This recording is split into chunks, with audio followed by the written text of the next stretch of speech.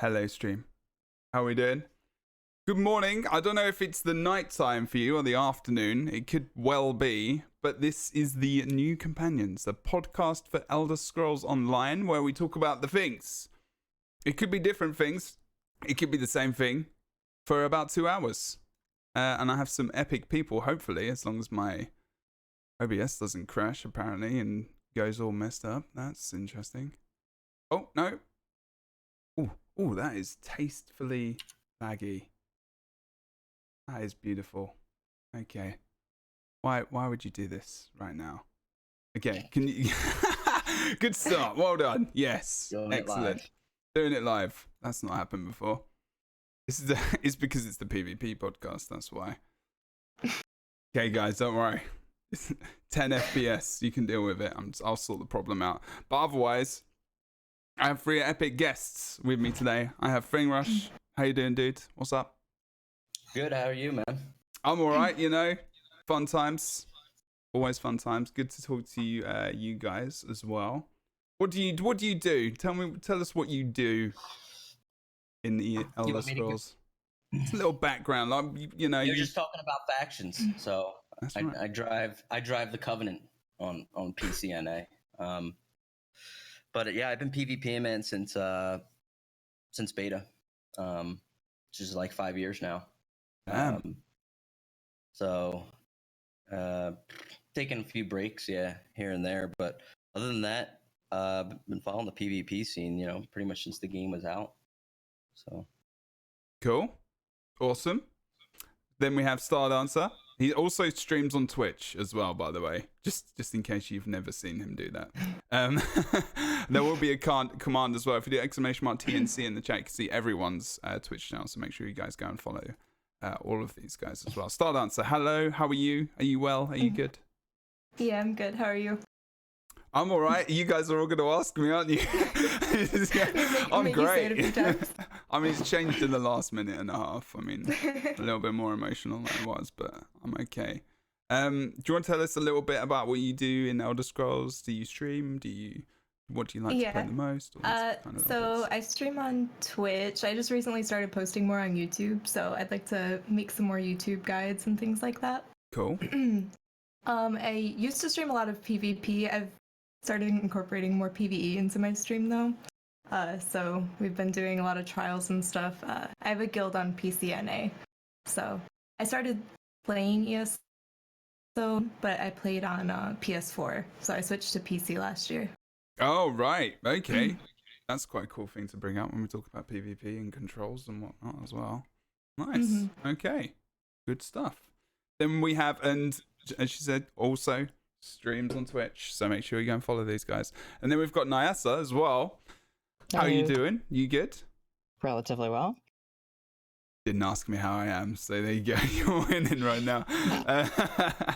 Do you want to just tell us a little bit about yourself, what you play, what you do in the community and whatnot? I do a bit of everything. I'm most proficient as a Nightblade, and I'm known for playing a Nightblade, but again, I dabble in a bit of everything, PvE, PvP, but for the most part in the past 2 years, I focused on PvP.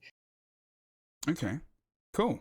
And you've got a stream on Twitch as well? I write builds for Dotz's website. I don't do a whole lot on YouTube, but every now and then, especially with the new patch, I put stuff on there, but that's just about it.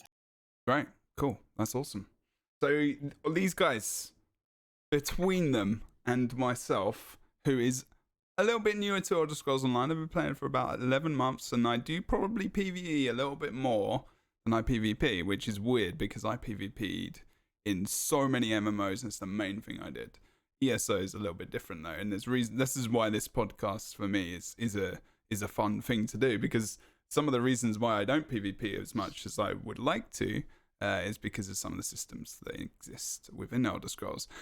There are many things which are actually very much better than other games, but unfortunately the other things which are missing, which I feel are quite basic, maybe might not be there, but that's what we're going to talk about. So welcome everyone. Thank you very much for joining me as well, taking time out of your day, because it's Sunday, St. Patrick's Day. Okay. I know.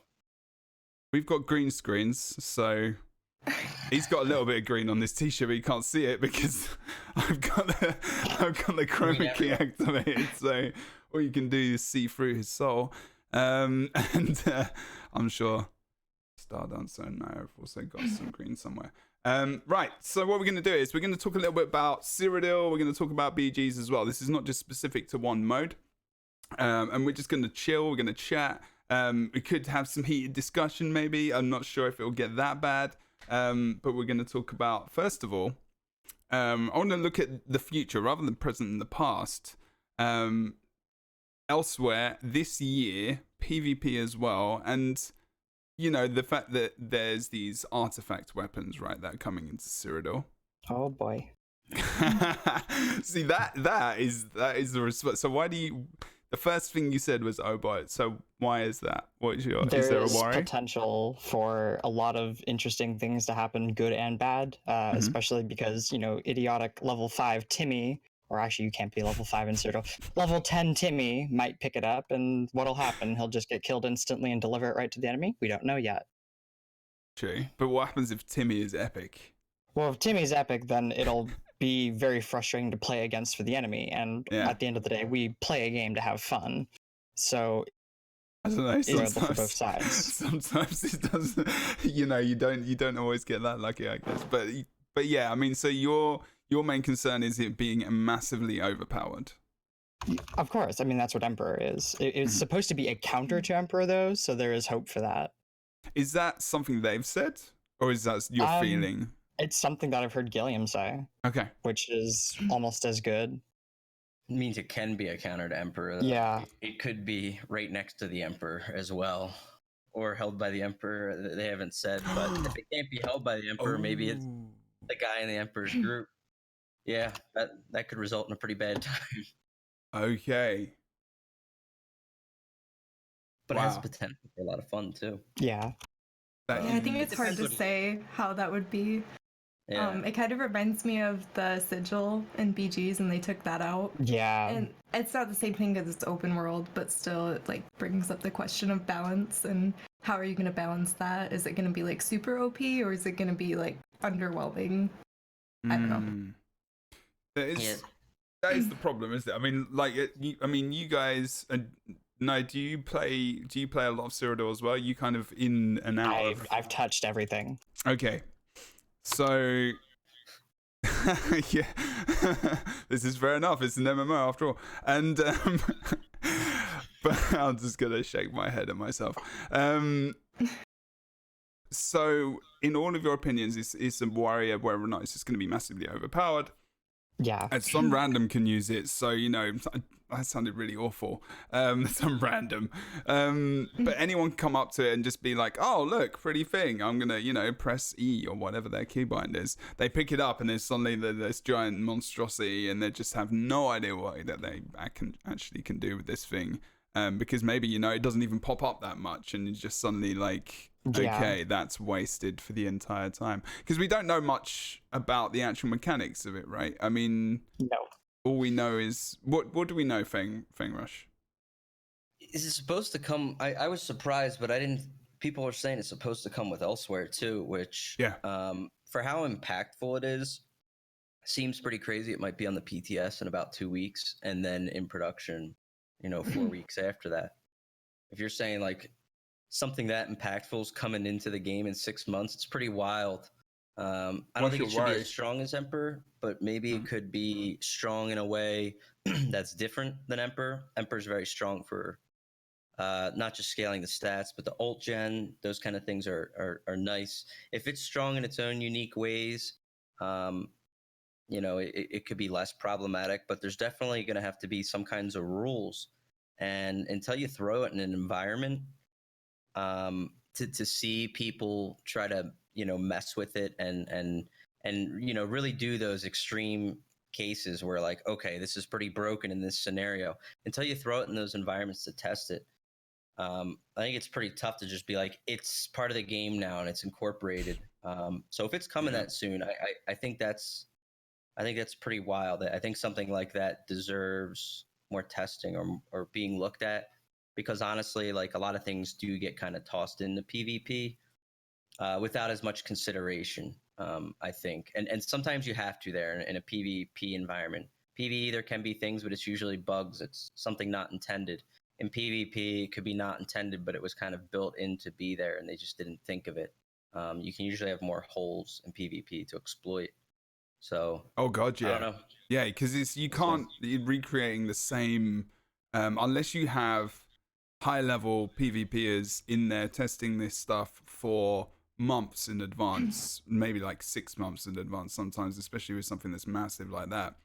You can't predict what's going to happen because you've got players, you've got people in there, you might, QA testers or whoever, who don't have this, and this is not an insult to them or whoever as well, like who might not have the skill, the same, just the same play style, the same builds and access to knowledge in terms of the game, and just, because they're playing the game every day, I mean, you PvPing, you obviously you're effective in what you do, you're a professional, in your field, I suppose, and it would be useful for a lot of games to just do that kind of stuff in future, but there is a fear about that information kind of getting out, so I kind of understand that. But Cyrodiil is even worse because you've got to have this massive, large scale thing to be tested. I mean, how many people do you get in PCS as well?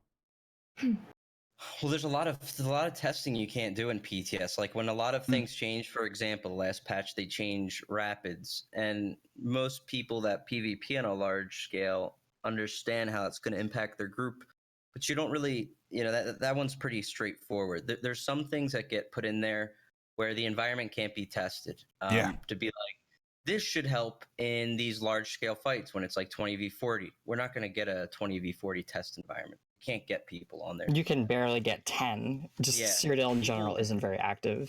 People go on the PTS to duel typically, and it's a great way to sit there and test mechanics as controlled as you possibly can. Stuff. Yeah, test stats, whatever it may be. Skill gets changed. You go on the PTS, you test it, you measure the numbers, you add it up to see if what they said they were doing is what happened. Right. But something like that again, that's large scale. We could say it does X, Y, and Z, but how's that going to impact the environment? Same thing is, putting in destructible bridges and stuff. That was something new. That was in the intended effect was to kind of split up Cyrodiil. I don't think it really did that. But again, how would you test that on the PTS to really know? So yeah. Difficult. There's... I mean, someone said literally just now, it's a good idea, Nevronics, just like PvP specific events, like testing events, just like a day of like, not even if it was a day, just 24 hours or something. You have a week and you say, everyone gets onto the PTS, we log, your info, your accounts on there, and we give you, 2 free crates, crown crates, just so they can get numbers and people using the stuff. And do you know what I mean? Like some really random incentive, couple of crates, they love rewarding us with stuff all the time. You could do that. I mean, I don't know. Would you play that, StarDancer? Would you play, if they said a couple of crown crates? I mean, you probably would anyway, just because you want to. But like, if you're a general player, do you think, people need incentive to maybe jump over and test things like that? I don't know. Yeah, I think like people expect it not to be active when they log into PvP, or even like BGs. Like when they announced the new BG map, I was gonna test it out on stream, but there was no way to get a queue really. Yeah, there was absolutely no way to get there. I know. Yeah, I've played it twice, I think, on stream. It's like, there's a new. And same with the bridges. Like when they changed that, I remember logging onto the test server, and I just found like maybe a couple people. So. Oh, good lord. Yeah. Oh, I've lost the Fengrush. Oh dear. Am I back? Not yet. Yes, but no cam. I don't know what happened. There we go. Just crashed out on me, dude. Man, dude. Jesus. You're scaring me, man. I know, it's Discord, it's fun times. My hair's going through the frame. I know, I just noticed. Unbelievable. I was like, look at that OP. Jesus. He's already trying to get the artifacts, and that's what he's just done. I guess it's St. Patrick's Day. You're just taking over, dude. Sorry, StarDancer. What were you saying? I just rudely interrupted you. Oh, me and my boyfriend, we logged onto the test server when they made the changes to the bridges and the gates. We found one guy just like trying to figure out a way to like jump across the bridge, and he had done that for like the whole day. So it was pretty dead. I think people just expect it to be dead. So if there was some kind of incentive that might make it more, I don't know, but I'm not sure. By the way, guy who was doing that, you are an important person. You are a very, very important person, because if they saw you, maybe if they saw you doing that, hopefully, they fixed something, or they did a good job. So that's actually not too bad that he was doing that, I guess. But he shouldn't be. But obviously, you want to test the stuff that's going to be present for so many people. Obviously, that's one bug which could be. Anyway, I digress. So Nyassa, you were talking about the random Timmy jumping in and grabbing the artifact, right? So the concern. Do you think?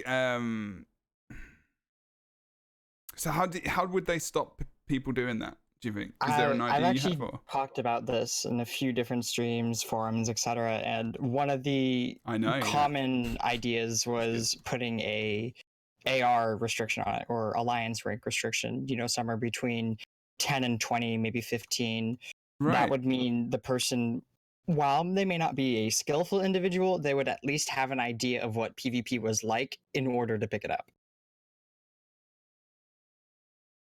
That's actually pretty simple, in all honesty. How does everyone feel about that? Yeah, I mean that could be good. I hadn't thought about it too much till recently, because I didn't know it was coming. So like, if it is coming with the next patch, I'm still I don't believe it, but maybe it is. Yeah. You don't think it's coming with elsewhere? I if they say it is, then it is, right? They'll force things out no matter how unready it is. But I think there'll be a lot of issues, man. There's like, you're really worried about it. Someone could just come pick it up and dump it in the water, and they'll be like, okay, sure, that's valid. Yeah, that's what happens with Elder Scrolls all the damn time. I mean, the game's called Elder Scrolls, and people literally log on other characters after they've lost and been defeated, and take scrolls and dump them in the water, so the people that beat them can't get the scrolls. We can't even get a GM in there to just like get rid of this guy. So is there? So there's no just because I don't do this, because I just don't do this, and I've been playing for 10 or 11 months. I've just never had this discussion. You don't have a lockout if you change factions when you're in Cyrodiil? No. It's something people talk about a lot on the forums. Really? Yeah, it's kind of the common scapegoat now, whether it's the culprit or not.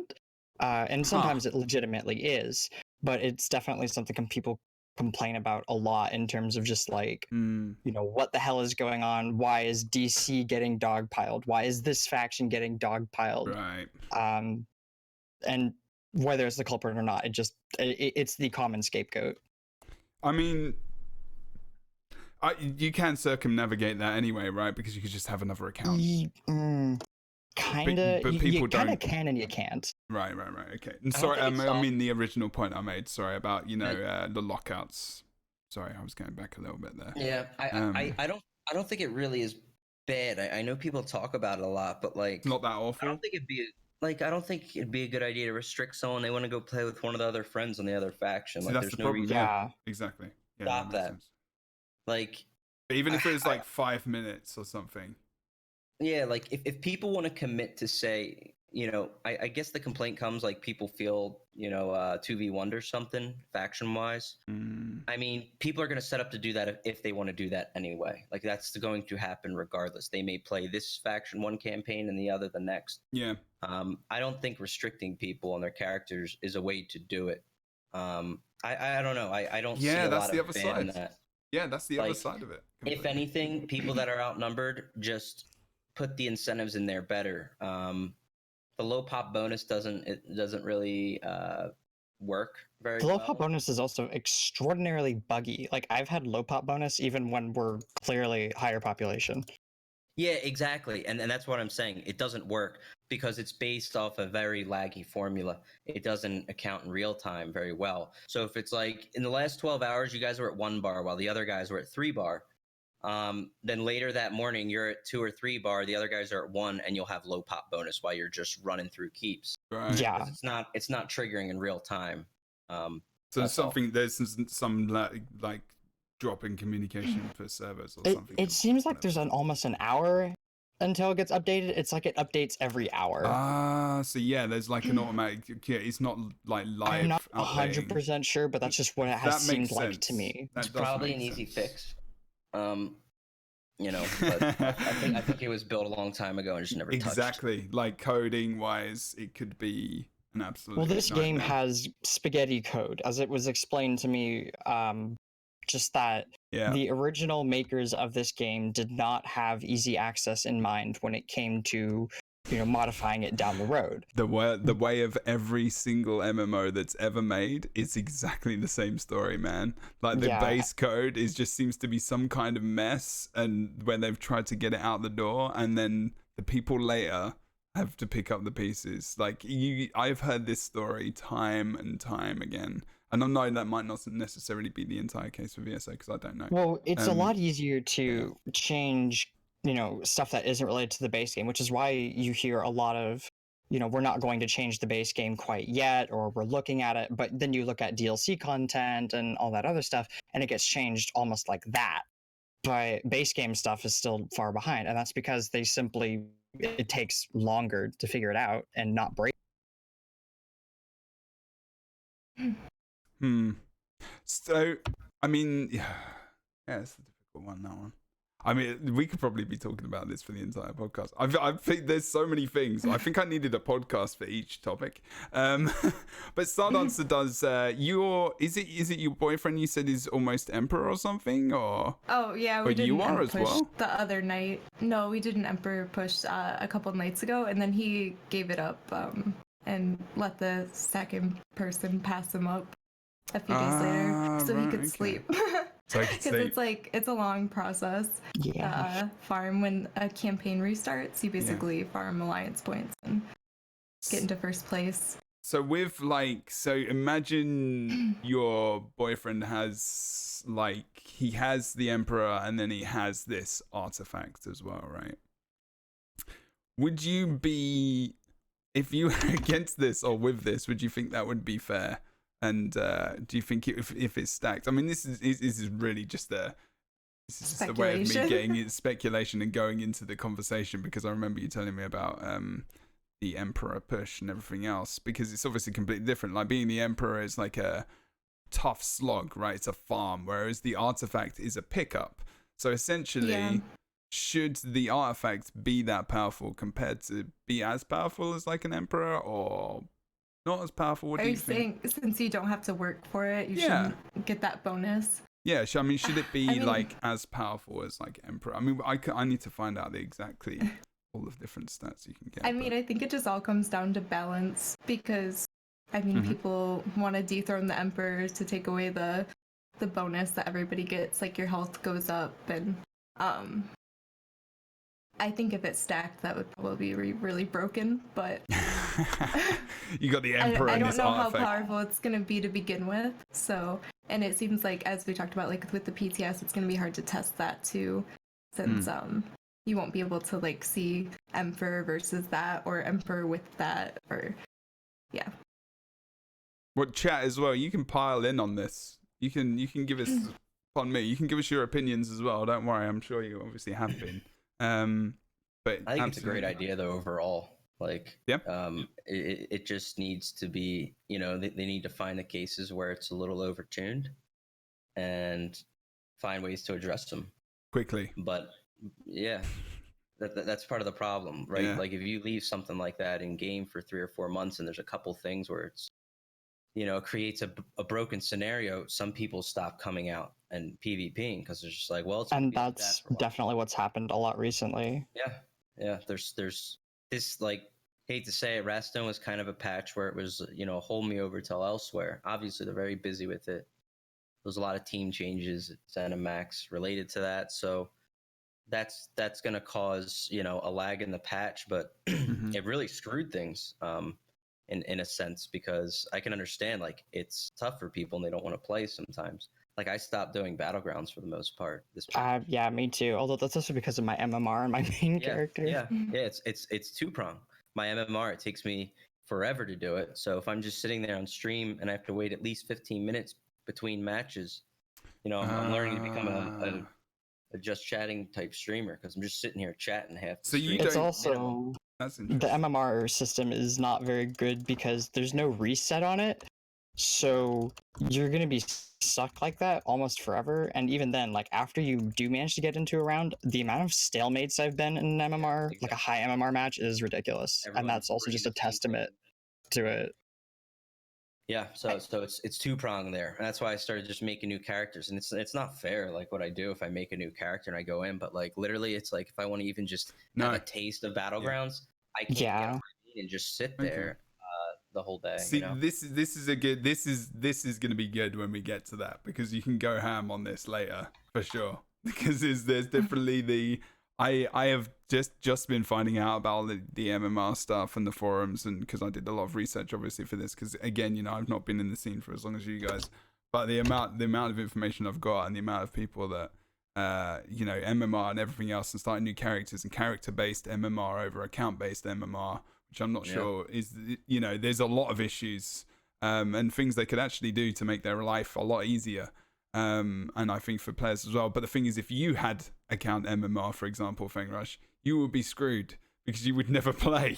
So it's like you could have account MMR, but then you could change the algorithm so that it opens up your queue time completely. For those players who are right at the top. But I mean, we'll discuss that in a bit. But yeah, I think we'll probably end up having a podcast just about PGs as well, to be fair. Okay, I'm going to move on from the artifacts because that's actually just one thing. I'm sad that your boyfriend didn't get the Emperor as well. Oh, and you? No, he did. He did, so and then he gave it up. Basically, if you get the most alliance points and then you take all of the keeps in the center, you get crowned emperor. So then he got dethroned basically, and okay, right. The person in second, the two of them were really close the whole time, so he kind of let him get it the next time. That's all right. That makes sense. Yeah. I don't feel bad because they know each other. So I was like, damn, this has been this hardcore slog. This guy is really nice. Paid off. Okay, that's all right then. Okay, so quickly as well, Imperial City. So I've played a lot of RVR games ever since Dark Age of Camelot. I don't know if chat's heard of that before. If you guys have heard of that before, I'm sure you have. Warhammer Online, Arcade, other open world PvP games. The big thing I saw a month or so ago, and especially I think it was late last year, November, December, I can't remember, Cyrodiil just being unplayable, completely fucked.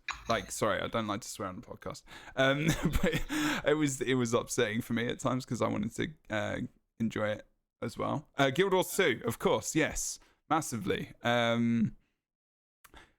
But with the takeaway from elsewhere that Imperial City is going to be taken out of Cyrodiil, is there the hope of... So wait a minute, let me start again. How is the lag in Cyrodiil now? Is it laggy? In terms of time and weekends, it's really bad, Yeah, I think every time they say that they're going to improve performance, it gets better by a single frame. A lot of people give ZOS crap for just saying they're going to improve performance, and that doesn't happen. It does happen. It gets better by a single frame per second, and that's about it. But when you only have 10 frames per second, that's not a lot. Yeah. Well, I mean, it's 10%. 10% improvement, and that's not too bad if you got 10 frames. I mean, it's all right. But if I'm going to be pedantic about it, no. But I know what you're saying. Yeah, it's if you've already got low FPS and it's just just one frame. Okay, so one thing I will say, as I have played a lot of open world RVR games, and I don't know if you guys play any now as well, is that ESO is actually not that bad. I know it's laggy and it's unplayable at times, but it's, funnily enough, it's one of the better ones out there. It's ridiculous, right? like saying that, like actually that hearing says a that. lot about the rest of the market. Exactly, because it's such a massive problem. So you guys have heard of Camelot Unchained, Crowfall, these future MMOs, Ashes of Creation. So one of their main things that they sell the game on in terms of promoting it is saying that we can have 200, 300 plus player servers. People can play at the same time. Like that is a big selling point, right? I mean, would anyone disagree with me on that? Like that's a big selling point for anyone who's into Realm not versus at all. Realm, right? So it's like, it's kind of crazy that still no people are trying to work this out, like this difficult thing that is difficult. Obviously there's things that come into it, like there's collision, there's like, if you have collision, siege, how does that take up the map? Pets taking up the map, mounts, players, Imperial City. So Imperial City is going to go. That's cool, right? Do you think that's going to help you guys in Cyrodiil much? Or is there any... I saw that face. I knew it. I saw it earlier as well. What was that face about, Fengrush? They're not really connected. As for, like, you can say they are performance-wise, but, like, they're not really connected. I think it impacts the population more. It does. It will definitely make it easier to access Imperial City, because that is a big part of why people don't go to IC.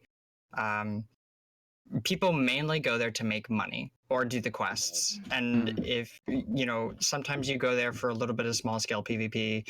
I learned how to be good at PvP because of Imperial City. I was showed by Gand that is how I make money. You get Kakaijo, you get all these satchels, use Telvar, solo the bosses, whatever.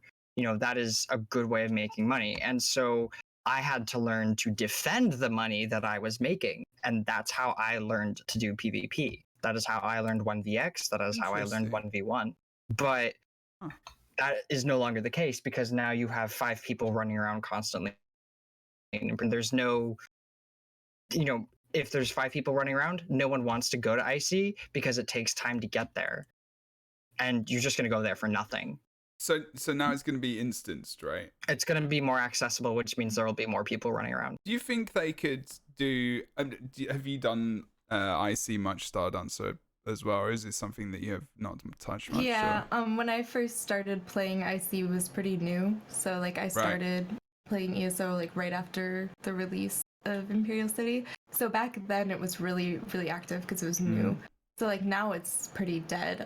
Other than like the double Telvar event in the summertime, it was a little bit more active, obviously, because people were farming. But I think there's also the issue of like if you're pushed back to your gates, if you're like just going into farm Telvar, you have to ride a long ways. So that part would be nice, like queuing in, not having to ride all the way there.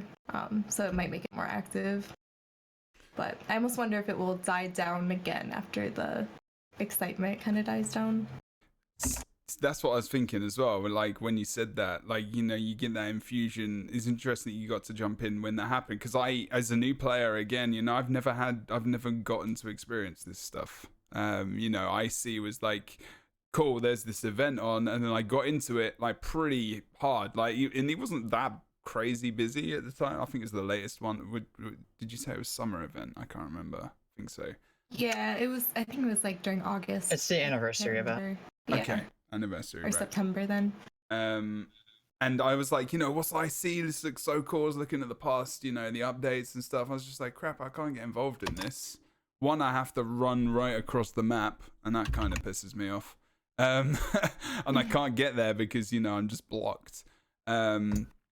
And also, I just don't know what it is. Like the information, like, it wasn't really there. I mean, I could find some guides and aside stuff. From, being a moneymaker, which is how I learned it. One day I decided to do the quests just because I was there all the time. And honestly, I pretty much hate questing. But I have to say that the Imperial City quests, along with Clockwork City, are probably my favorite quests in the entire game. Right. Okay. I would never suggest you go there to do the quests, though, especially if you're just a PvEer, because then you're going to get clobbered by someone who is, seasoned or whatever. Right. You're just going to get clobbered. But it does feel kind of unfortunate that they have a good quest line behind an otherwise broken system. Yeah.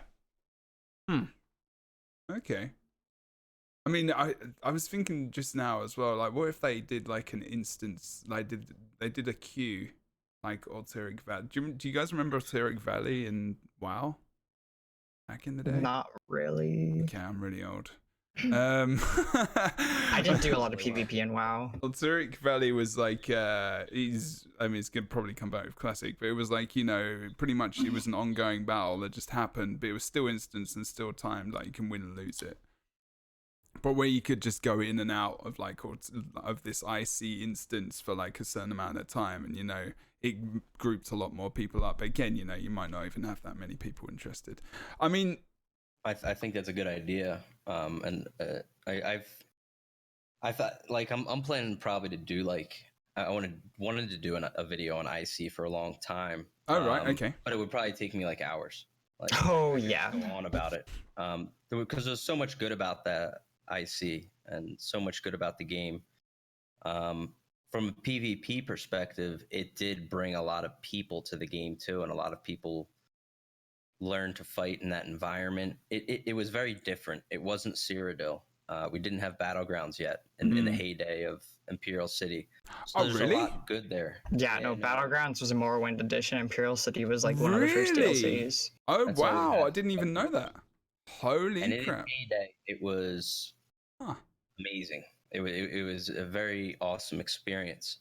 The reason being, I mean, it lasted for a time because when it came out, I mean, it was so critical when it came out. It was so important. It was the only way to get your veteran 16 mats, which you now know is like, that's once you're 160 CP and you put in all the mats, that was the only place you could get them back then.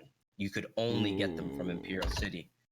So people were going there and clashing, and it created a very active and lively environment. And the word there is incentive.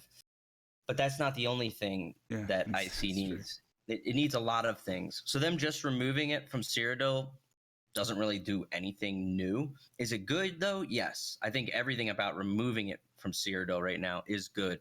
People can get there quicker. They can shoot in. But it doesn't change the fact that it's primarily a farming simulator, because they actually changed how IC worked. It used to be you'd go down there and there was Molag Bal down in the middle.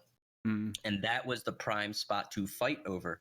Now it's become more of a thing where you just go there to farm with people. And if you're contested, you leave and you come back later.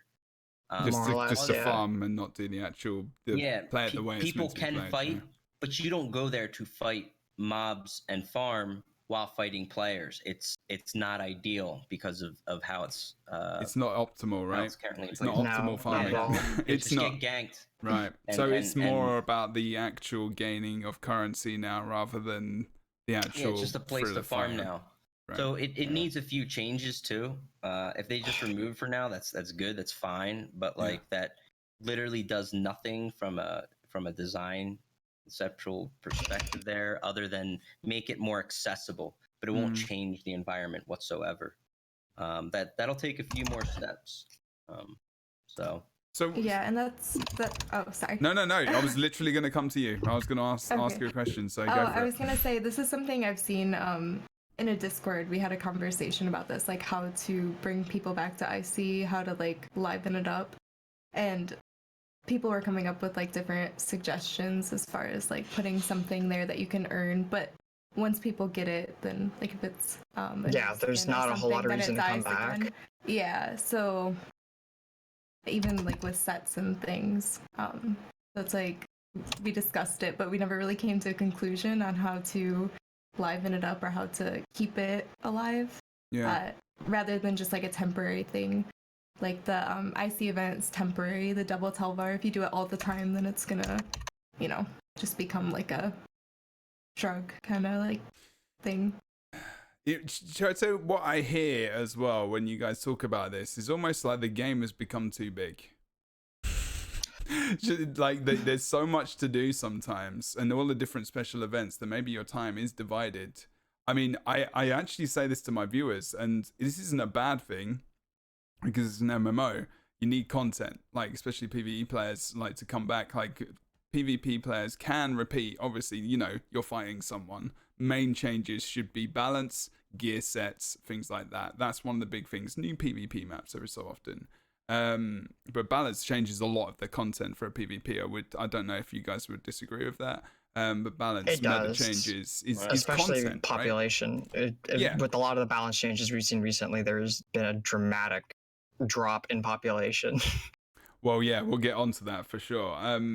But it's like when you've got so many different things coming in, and it sounds like when BGs did come in, it took over IC, which is, not bad, because obviously you just want to go against players. It's just essentially probably why that blew up in the first place. So how long? What was the gap between IC and BGs?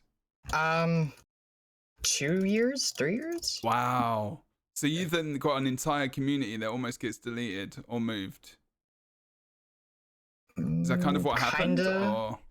There was a big, I'd say, sounds a bit harsh, but nothing. If you're a PvPer, nothing too exciting happened between IC coming out and being awesome. Right? Yeah. Until Battlegrounds, that was probably the lowest point for this game PvP wise. Battlegrounds were cool when they came out. It was something new and exciting, but in between there was a couple years.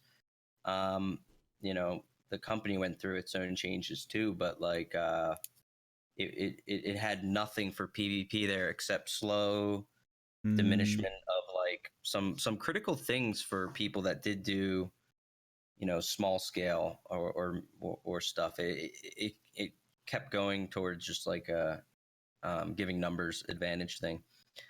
So Battlegrounds was really new. IC was also something where like you could have Zergs in there, but it's different than Cyrodiil. Cyrodiil, there's not much to run or hide to. The Imperial City is really different. The way you can fight there, you still can get Zerged easily, but there weren't as big ones there, and it was also more manageable to fight then and there at that location. So they'd have to do, they'd have to make a range of changes, but I think a lot of people that know what was good about it and understand the combat could kind of help push them towards getting the thing. It's a matter if they want to do it. I think IC could be the saving grace of PvP. I mean, it kind of always has been. It was like the hidden gem in this game for PvP. I'm really sad now, actually, that I never got to experience that, because I like what, because in a way, like you were saying, I don't want to get hung up on this, because if you look at our document, like we're talking about the things, I was like, I wrote this list, I was like, there is no way we're even getting to PvP and to BGs at the moment. But I'll just say one more thing about it, which is, I obviously didn't get to play that mode, which I'm kind of sad about. But at the same time, like, like you said, if they could bring it back in some way, and maybe with the queuing system, maybe with some kind of instancing and bringing it back, it'll give people easier access. They will have, they won't have to jump across the map. They can just queue for it, like an extra option in BGs. You've got Battlegrounds dungeons, and then you have your daily IC, right? Where your daily IC, you go in and you get a shed load of XP, but then you've got some extra incentive to actually play that, because people still like to have those incentives. It's not just solely about, for me, it is a lot about the fights, but I think you do need some kind of little reward to just push you. General public wise, people need rewards for stuff wherever my players. It's just personally though, when I look at reward, I look at it as which character do I want that reward on. I don't look at reward, because at the end of the day, I want to have a good fight. Yes. However, I will almost always look at which character do I want to get that reward, and it will undoubtedly be my Nightblade, because that is the character that has the most stuff on it. I want to get more AP. I literally just 2 minutes ago, as I was walking around taking resources, hit just Overlord grade 1, and that's because that's the mentality I've had on this character, is I want to further this character. It's not about the reward, it's about who gets the reward. Right. Okay.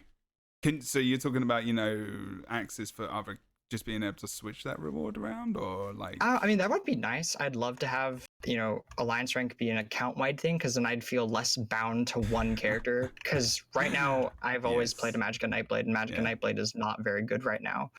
So I had to switch to Standblade in order to continue enjoying this character and furthering it. But I don't think that's going to be happening. As Zoss has mentioned, I have no plans to change any of that anytime soon. Yeah, just to answer your questions as well. Yeah, I'm trying not to sweat that much. So, I mean, shed load is a British phrase, so it's just a phrase. But the F-bomb in front means more so.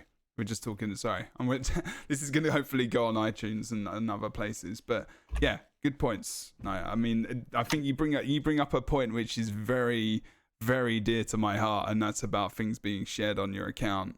And I have various beliefs about this. Especially after coming from different MMOs, but also just generally thinking, you know, Elder Scrolls is just a beast on its own, and that, you know, maybe each character should be its own thing, and that's just the way it was meant to be. And I can kind of accept that. There's a lot of different things in this game which work very well and so individual and so good that have made me want to continue to play it.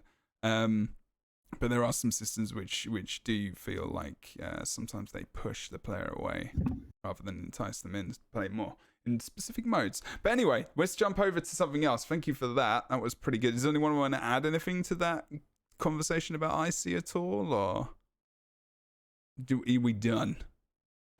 Unless anyone had anything pressing. I think StarDancer wants to.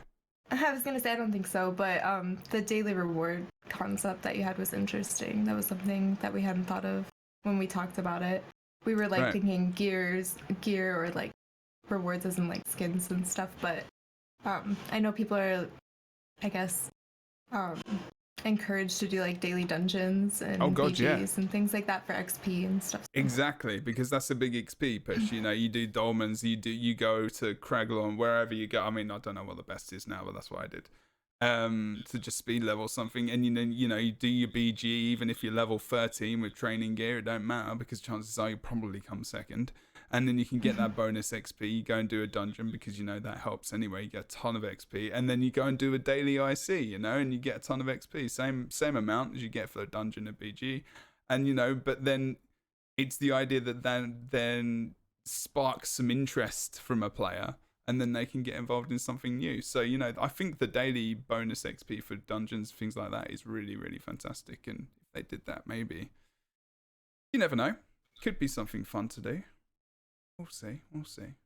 But yeah, no, it's good that, you know, it's not been thought about too much. And so this is why conversations are good with people you don't get to talk too much, because, you know, you can come up with new ideas. And I don't know a lot about this stuff, so it's appreciated that you guys do. Okay, so let's go down the list. What else have we got? There we go. Oh God, this could be a long one. Okay, so I'm going to say one thing for each of you. And I'm going to start with you, StarDancer. If you could change... What if I have 3? Sorry?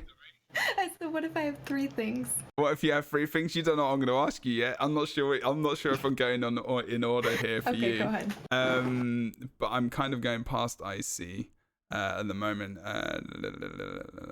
Okay, so if you could improve... All right, pick one of your 3, if this is the right thing. One thing you could change in Cyrodiil. What would it be? And chat, you can't judge people on the one thing because, you know, they want to change probably loads of things. But one thing that you would want to change the most, and it can be a positive, it could be a negative, it could be an idea. You know, you could want, you know, I don't know, ponies running across the grass, I don't know, with like devil horns. I mean, you know, just whatever. Doesn't matter. I like that. Okay. So, I'm not going to say like the obvious one with like performance because we already talked about that. Right. But I would like to reverse the bridge and the gate destruction because I feel like it halts combat a lot. There's so many times when I go up to the gate and it's just being sieged and they won't stop sieging it, so you can't like get through, and they're just like jumping over and dying, and it's kind of silly. That's how I feel about it, but I'd be curious to see what other people think about it because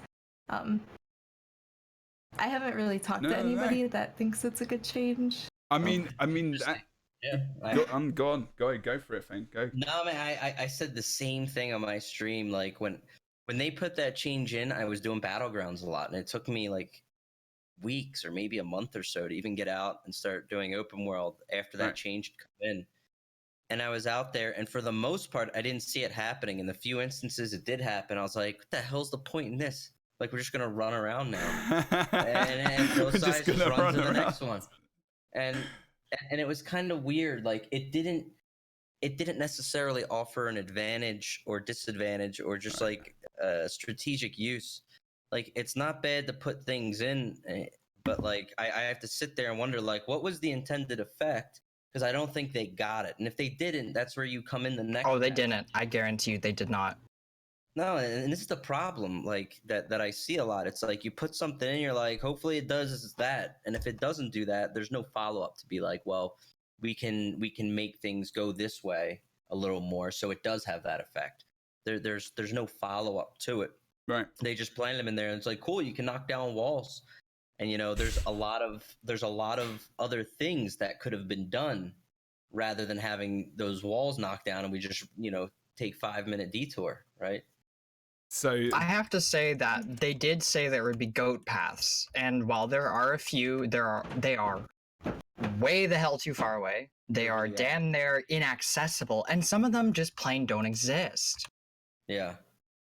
Like, and by the time others too, like, and by the time you get through the goat path, then yeah, there's nothing there.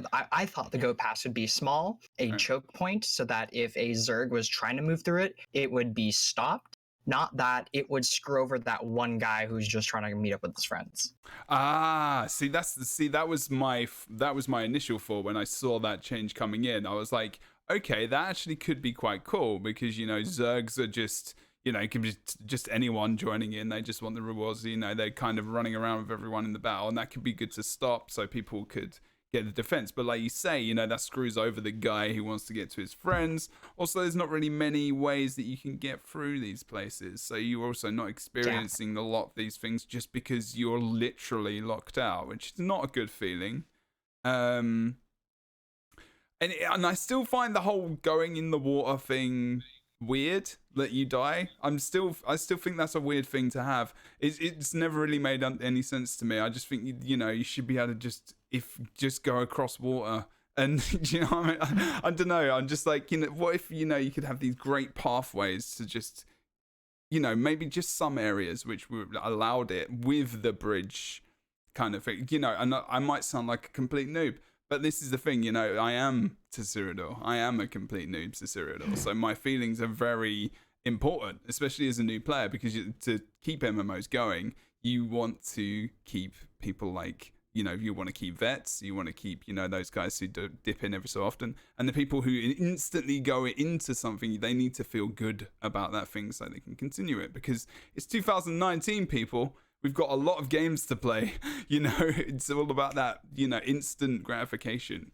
And if I can't go and meet my buddy, I'm not going back probably, unfortunately. But I mean, that sounds like a pretty hot topic, the bridges. So just get rid of them. Just get rid of the mechanic. If they refuse to change it, then yeah. I miss how it used to be because you could get across underneath without dying. The water would still kill you, but you could get across. And the bridge fights were really fun, and now it just kind of seems different. I remember that. Yeah, I remember that. Yeah. Yeah. A bridge fight will last a minute because there's no bridge after a minute. Well, with the PTS, that's why we found that guy trying to figure out a way to get over, and he did figure out a way to get over with rapids. Like, you have to have rapids, and you have to jump at the exact right point, which is really, really hard. Like, it's messy. It's not the same as before. Yeah. I don't even talk about the bridge stuff a lot. It does kind of grind my gears a bit. It's one of those things. I can see the emotions in your face right now. The body language has changed massively. It's terrible because like I was with a group there to help work on PvP, right? Right. Where they asked advice from people like. Oh, is ZeniMax? Yeah. Nice. Yeah. Recent? Is that recent? No, it was a while ago. It was before Morrowind. They brought in other ones like Cypher. I'm just remembering Japanese. Oh. And then they ask, what's some ideas? And obviously we could give them a list. And if they even did half the things, it'd be amazing. Right. They didn't really take it. And then, someone that was there for not PvP really, which is okay. It's fine and everything, but probably not the best advice. Like, why not make the bridges destroyable? And it's just like, okay, yeah, let's take that idea and run with it. And but what's that's an investment that's already been made. They've already spent the time making those destroyable things. It's already in the game.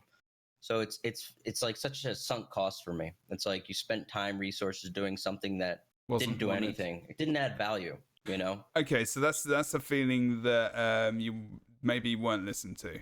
The PvPers who went the advice. Oh yeah, I mean absolutely. That's okay to say. That's absolutely fine to say. There's there's no insult in that. It's just an example of like and this can lay on anything anytime you're putting in content. Same thing with the artifact thing. It's where you want to approach people that have experience in it and be like, what are some potential problems? And we want to do this. Do you think it's a good idea? It's not that you have to greenlight every idea by PvPers.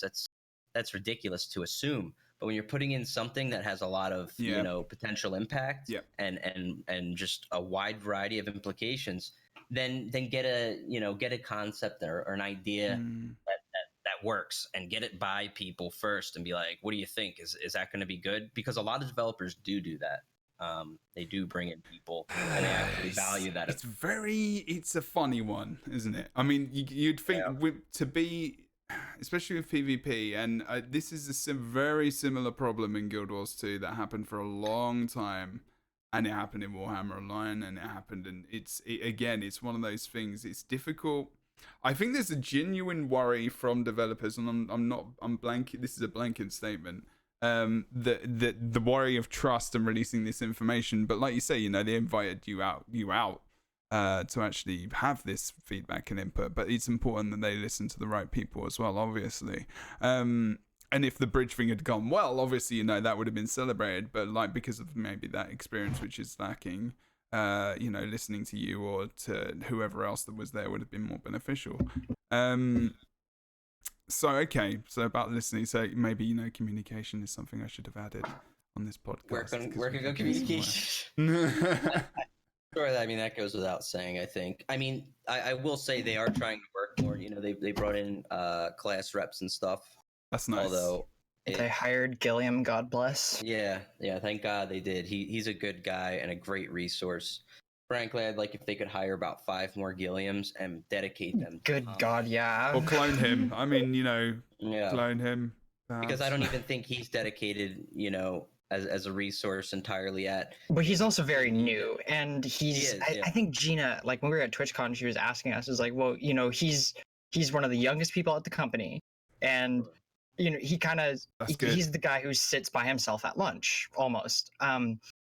But wow, he's loving. I mean, that's not something she should tell you. It's probably not something. Well, it's not exactly that. That's just the terrible example. You're trying to give. You're trying to set the scene. I understand. Yeah. And so, but he's new, so people don't listen to him quite as much. I feel bad. No, but honestly, that's a problem with the culture. Yeah. Nothing you can do about that. It's a corporate atmosphere. I mean, and that's okay, but it's a part of the leadership to set that cultural in there and be like, listen, he might be new, but when it comes to certain things, he knows more than pretty much anybody else there. Oh, for sure. When it comes to combat, PvP, I mean, that's what he did. I would go to him for certain combat stuff, certain mechanic stuff before he was ever hired there. I'd spitball ideas with him and some other people. There's some great resources out there. People that are happy to give their time. That's what the class reps are. It's nice that they have them. I don't even feel like the class reps get listened to enough. I would hope they would. Listen to them more. Is the class rep job though? I mean, I don't know specifically, but it sounds like something where that is an experience thing that they pass on to the community as well, rather than it's just their direct window for input from people specifically on the classes. What was the StarDancer just opened up a whole can of worms, or she said, which is pretty much bridges, and then now we've just mutated this conversation. Okay, so what I'm gonna do is I'm gonna stop that conversation there, so I can ask you guys the rest of the thing, but it will come up again, I promise you. Sure. It's a really good conversation, and it's an important conversation. I really am enjoying this. But you're saying he's good, basically, and the people. Oh, Gilliam, absolutely, he's a great guy. Gilliam is an amazing person, one of the smartest people I know. Make sure make sure they clip this and send it to him. Okay, so if there's ever any issue on the forums, he can just go back and look at this because That would I've be been very friendly with good. him for a while. Like I met him actually the first time he went to the studio. Right. So he was a player before. Again, you know, my history in the game is a bit. Yeah, we were there all doing like the Morrowind test. That's where I met him and some other good folks. But and I sat there chatting with him, and I'd already known him a bit before that. But yeah, he's I think he has, you know, a great future there. He could go, you know, and rise up the ranks pretty quickly. But yeah, it's usually like 3 to 6 months in an atmosphere like that to like get settled in. That people are, you know, he's gonna have his responsibilities and whatever. But overall, like no one job's done by one guy, right? Like you need more. Like my point is they need more resources on definitely flow of combat. There's not enough on combat, and it doesn't even take a lot. Even if you just have like a few dedicated at it, they could make it their job every 3 months when a patch comes to really hit out all the hard issues and at least put something into it, at least attempt to improve it. Because that's all it is. Like you're never going to reach a state of perfect balance in any game. The point is to improve it. It changes, it morphs.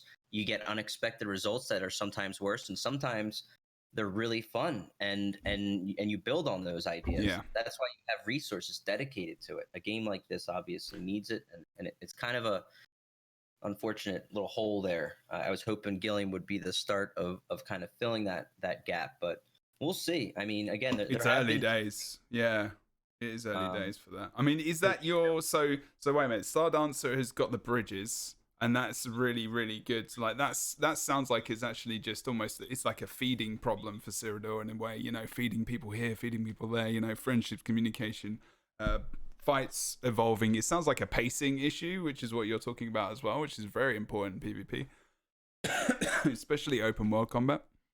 So I like that one thing.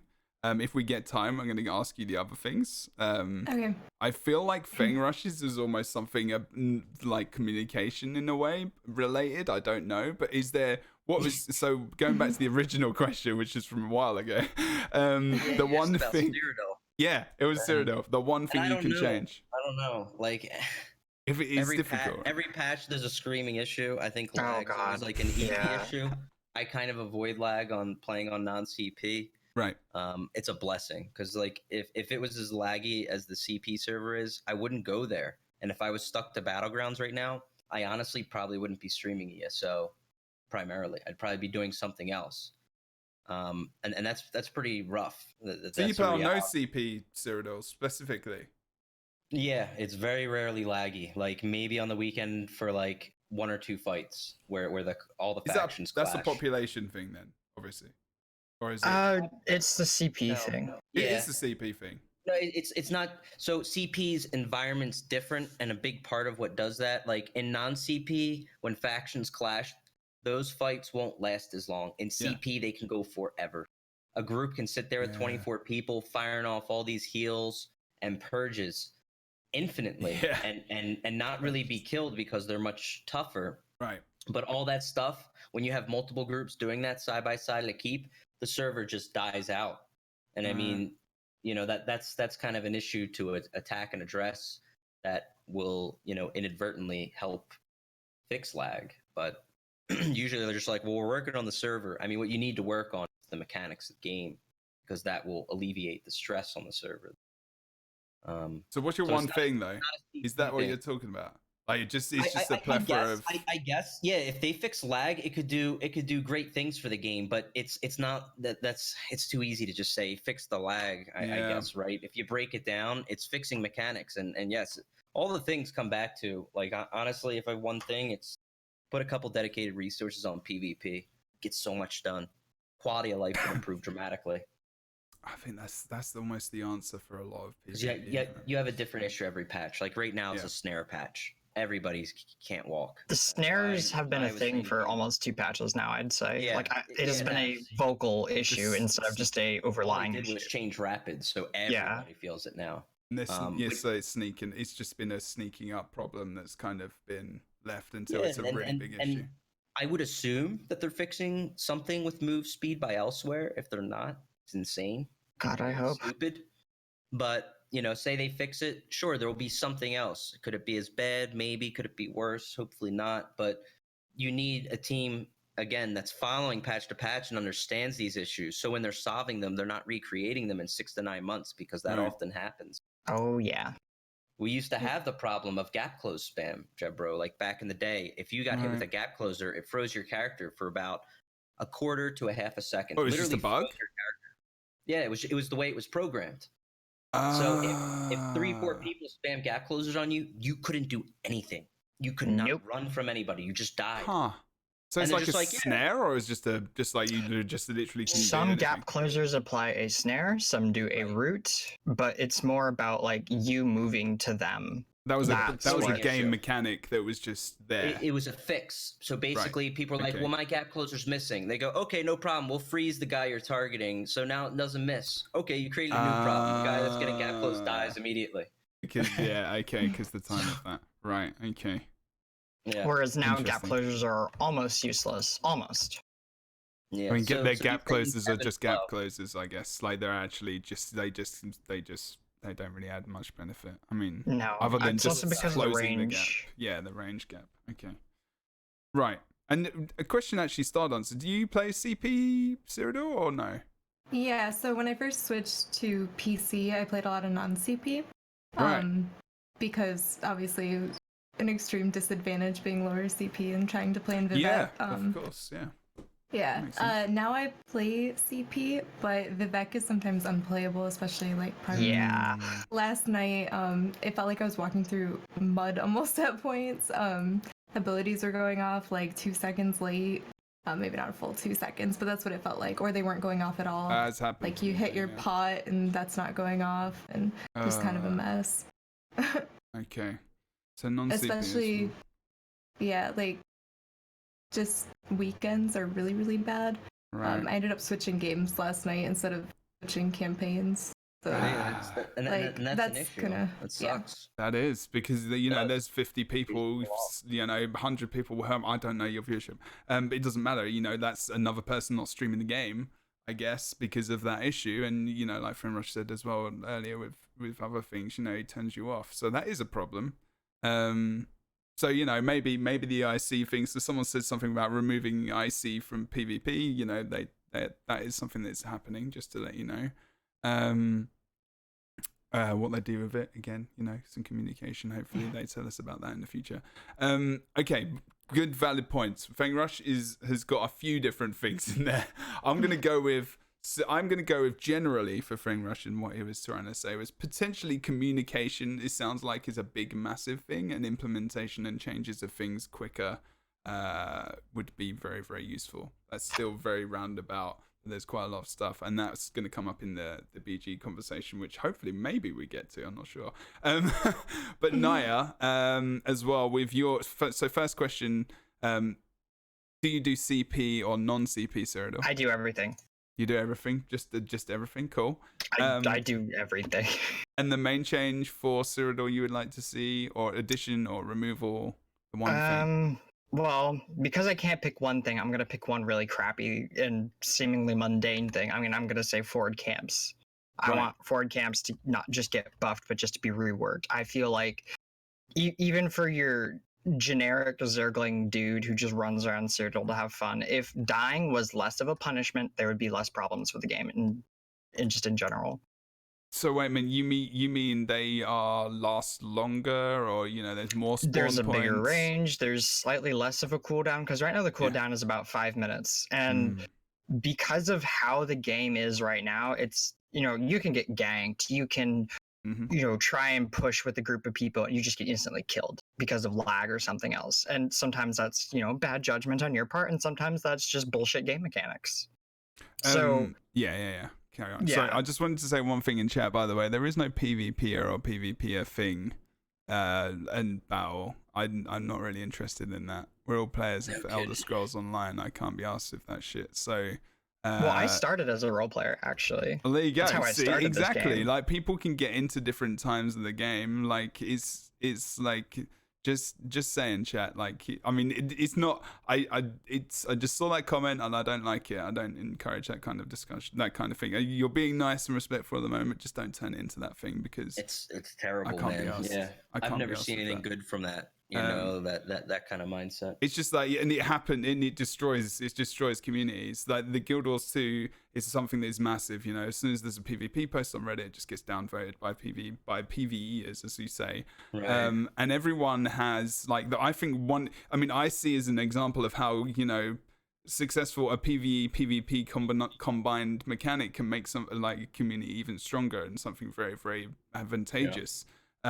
So, you know, that the combination of that and Cyrodiil has PvE mechanics in it technically, so, you know, it's got that attraction for everyone. So I think it's very important to try and remember that, and remember that if you're all playing the same game, you're all in it for the same reasons. You want the game to succeed, so you definitely shouldn't insult people that are playing other modes. And discussions. So try and keep it open. Sorry, Naya, I didn't mean to. I just don't like fine. that.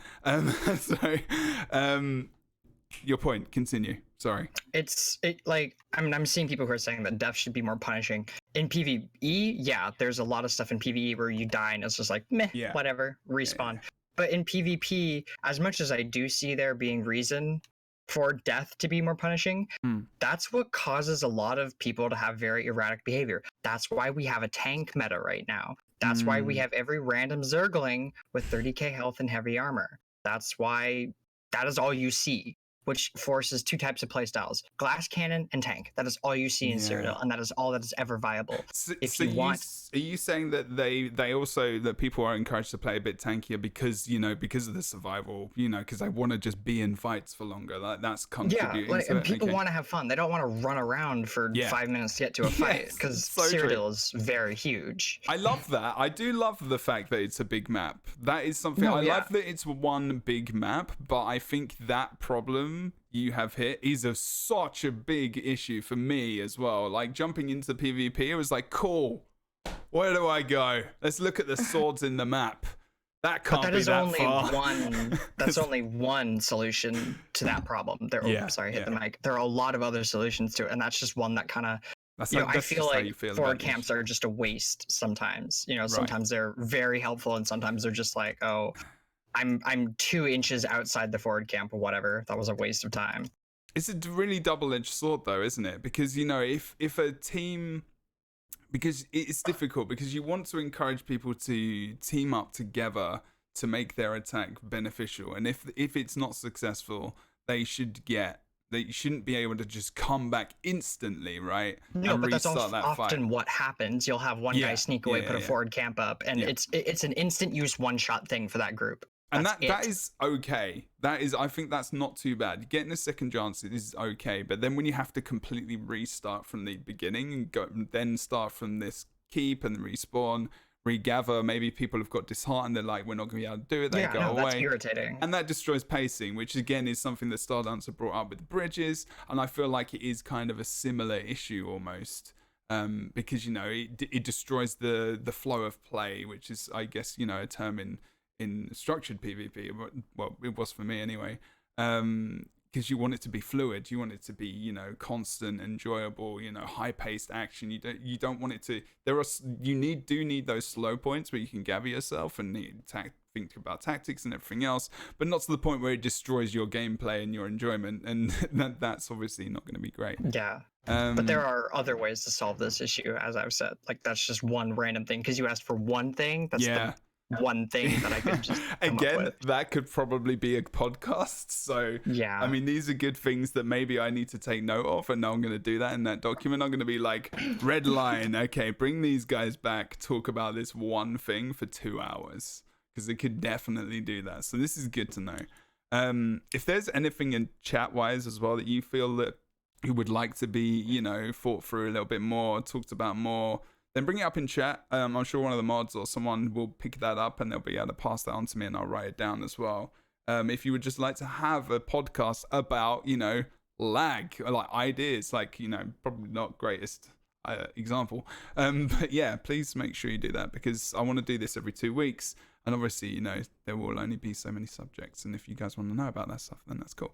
Okay, so, right. Let's go. Let's keep going. Let's keep moving on. I feel like the adding to Cyrodiil thing is like a change, so I'm just gonna Oh, actually, no. I am going to ask this. So when I jumped in as a new player, one thing I found that was very hard, and even this past week or so, was being able to get a group during the day. Obviously, during the day, people are at work. You know, I'm not stupid. Well, some people might say I am, but that's their opinion. And trying to get a group of people to play together and to attack objectives and defend objectives, when clearly, you know, you probably have enough people to have some enjoyment. You know, this is it's a North American server. America is a big place. It's not just Americans that play on it. People from EU, Australia, everywhere else. I couldn't get a group for the life of me. That's a more recent issue. There used to be a lot more population at varying times of the day, but it's because population has gone down in general. Right, okay. So it's that's at all a recent times thing. of the day. It's not just... It's really? It's harder to go out and just run us a group. Like if you go out there, it's like you have to have the operation like going. Or you're just overwhelming numbers. Okay. Where everyone, it doesn't matter what they're doing. You have 25 guys light attacking and you're 2 people. You know, that's tough to deal with. Especially with the light attack buff from Somerset. That's what forced a lot of people into heavy armor. So much of that. So gets so overlooked in PvP, that change. So me saying that is actually just the fact that I mean, and people are saying in chat that there's a feeling generally that the population has dropped a lot. That's a symptom from something else. Yeah, and it's more spiky in a sense of, okay, here's 60 people that are going to PvP, but they're not coming out now. They're coming out in an hour because all 60 of them are going to run together. And there's not that in between, because it's like, if we don't have X, Y, and Z, we're not even going to bother going out there. There's less small groups just running around doing stuff on the map.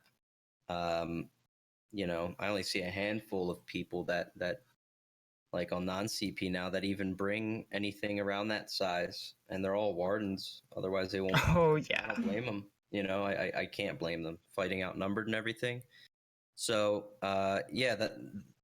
those things all come due to changes like the move speed stuff. The move speed stuff absolutely has impacted things. 2 patches ago, before that, I was having so much fun. Like, yes, it was too fast, but like it was so fun still. Like I was having fun, and then they just like, you know, put the brakes on everybody. Would you say Viper and Tremor Scale Black Rose was at all fun? That was, compared to now. That was like Death Touch. You know, if all that procced up front, that stuff could all crit then, you know. It's all up front. So for context, because this podcast is going to go out to a lot of people, I think StarDancer maybe was going to say, what was the speed change that Fengrush is talking? Because you had a reaction there, so I just wanted to know what that was about. That was the third thing that I was gonna bring up when you asked for changes, because that's when I noticed a lot of people quit the game. Like a lot of my friends quit the game. Died. It's and Swift too, who got nerfed. Okay. Yeah, it's Nice, like, so yeah, like the speed changes like kind of really hurt bad. small scale PvP a lot. It impacted everything. Cyrodiil, Battlegrounds, no matter where you went, it impacted you, and it was very dramatic. It impacted a lot of, you know, it changes the meta, as they say. Like it really did move in a different direction. And certain classes that weren't strong, like Magical Wardens, weren't very high in use. And as the move speed changes came in, they've become so dominant and so useful in that area, because fights become these lockdowns, and you can't compete with permafrost. When nobody can move, it's the most dominant thing going on, and it's just a testament of how impactful that change is.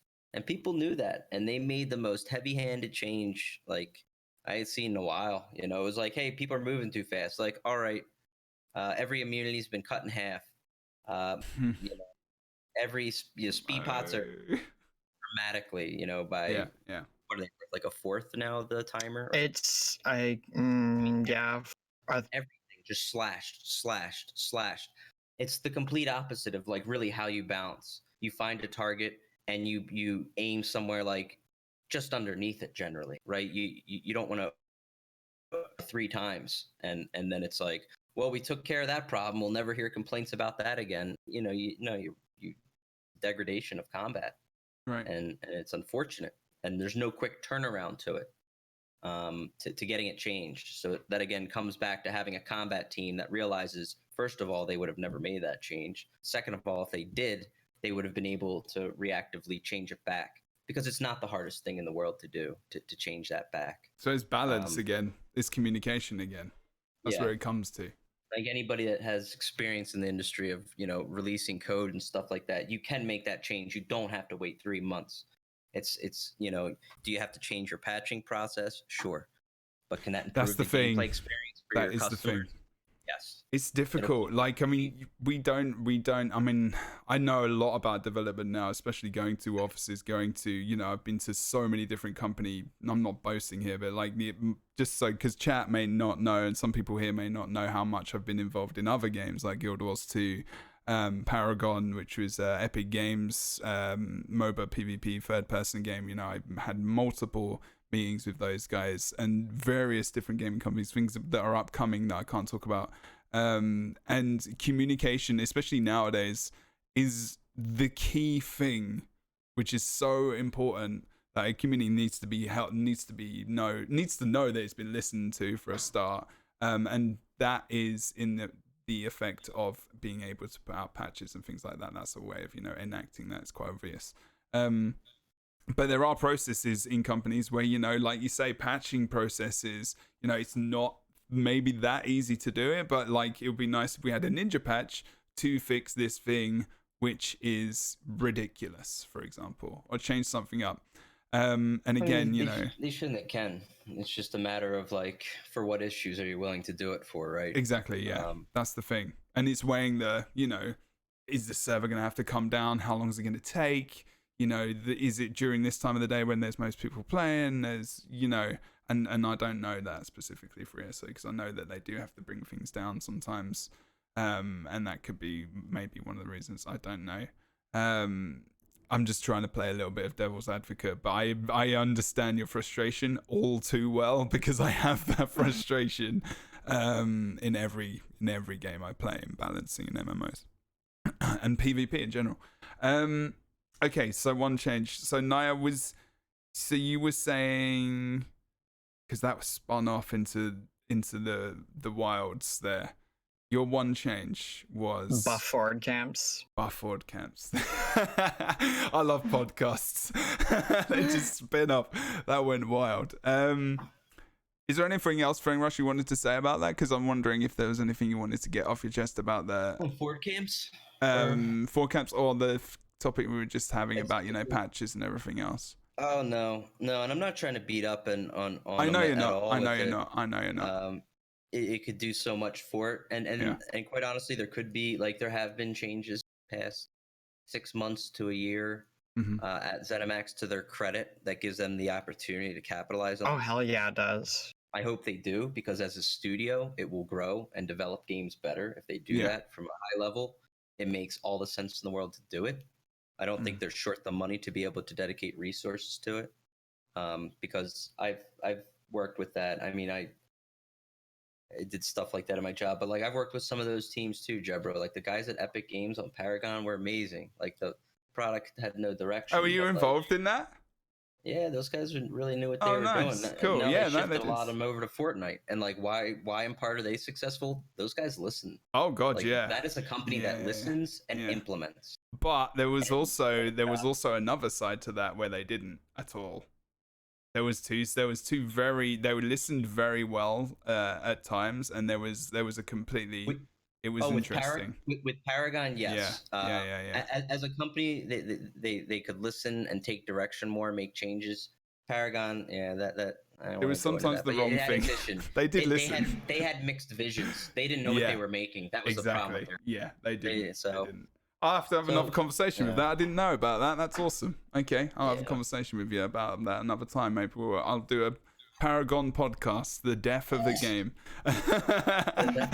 Go back in time. I've actually got gameplay footage of Gideon. I picked up a nice quad kill, which is quite cool. Anyway, different game, different time. That OP, anyway, sorry. It was a great game. If you ever played Paragon, rip indeed. That'll solve Cyrodiil, Jebro. We'll get a black hole in there that just just get a black hole. Dies. Yeah. Okay, You know, just get steel to. That's what steel. There you go. That's what the artifact is. Do you remember steel, the big ult? It picks up a shield and it just slams it down on the ground. That's what it's going to be in Cyrodiil. Anyway. Wow. Oh, the memories. So many good ones. Okay. Was there anything you wanted to add, StarDancer, to that conversation at all about the forward camps? What Fengrush was kind of saying about, you know, communication, balance patches, more frequencies, or even adding to your own? Is at all? I mean, you don't have to. I'm not putting you on the spot. I don't really have any thoughts about forward camps, but like we were talking about with like patches and stuff, just like thinking before nerfing things too hard, just because it does hurt population if it doesn't play out well, and making those changes quick if they notice like people are unhappy. And at the end of the day, we're just putting our thoughts out there. Like, I think healthy criticism is good, because if we're not putting our thoughts out there, then they won't really know how it's impacting the community and like what they're thinking. So yeah, I agree.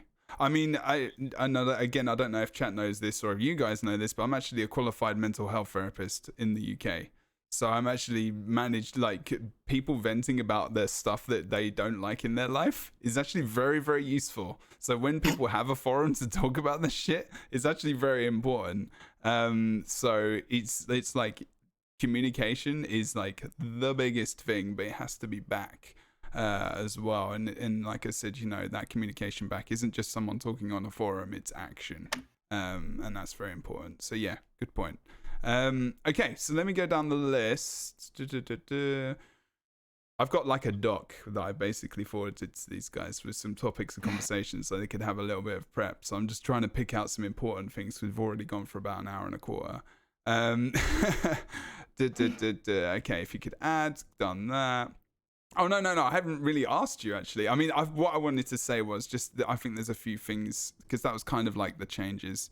But one thing I did have an idea for, and I don't know if you guys, how you guys would feel about this, and different changes that could come in, and it could be based on population, it could also be based on whether or not someone is a solo player. But the first one was automated groups. So when you came into a map, you could have a button that said, you know, solo player, solo roamer, because you get solo roamers that just like picking up players, or, you know, group orientated. And they would have this option. It'd be like, you know, bang, would put you into an add-on a group for that. I know without speaking about add-ons, because I know there's a kind of an add-on, but like a base game thing where you can just be like, and I know you can do that where someone puts LFG as well in the chat, right? And they get assigned to a group. But like a base game thing, even for, you know, for console, for PC as well, where you had like a commander, maybe someone volunteered as a commander so they could make markers on the map and whatever. Do you think that would help people to group up at all, or is just that just kind of just a rubbish? It depends on people's willingness, honestly. Okay. Because I just think that, like, sometimes people, in chat, you know, you can tell me if I'm just talking out my ass as well. That's absolutely fine.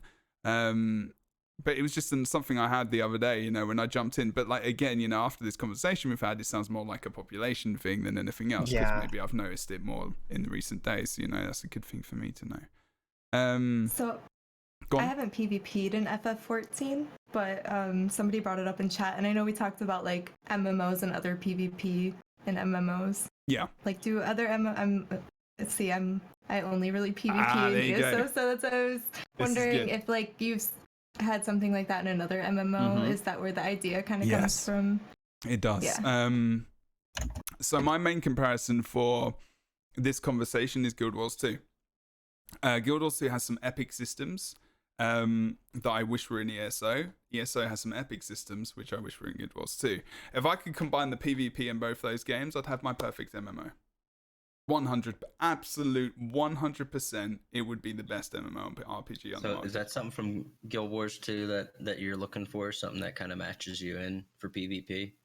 Yeah, well, not necessarily, because I mean this is just one aspect. So for example, like World v World, which is Cyrodiil, has too many maps and has low population. But there's a thing you can do when you jump into a map and you can select yourself as a commander, is that someone can jump into the map, they can click the commander, and they can just join their squad. Guild Wars 2 has no add-ons at all. Well, it has one. It's called Guild Wars 2 Taco, which is like just it's not really massive add-on. But it's a very, very simple thing, so it helps people to group up in fights.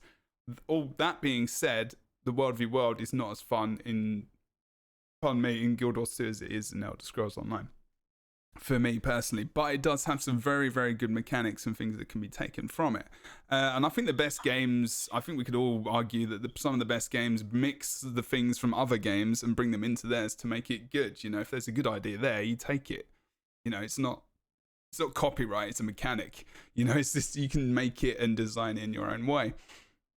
And that's going to bring me on to BGs later as well, which I think is something everyone could definitely agree on anyway, but that's a different conversation. But yeah, that was just like an automated group joining thing with something that I thought would be quite cool. And I just wondered what you guys thought as well. And, you know, Nia was talking about the size of the map and forward camps. And, you know, StarDancer was talking about bridges and, you know, getting into fights and pacing. Smaller maps for Elder Scrolls Cyrodiil during the day. So when you get smaller populations, that map suddenly starts to come in, and you get a point where the camps, you know, when you come into Cyrodiil, are actually brought into the map more, and things are changed. Like the map changes, like you essentially move the fight to another area or another zone.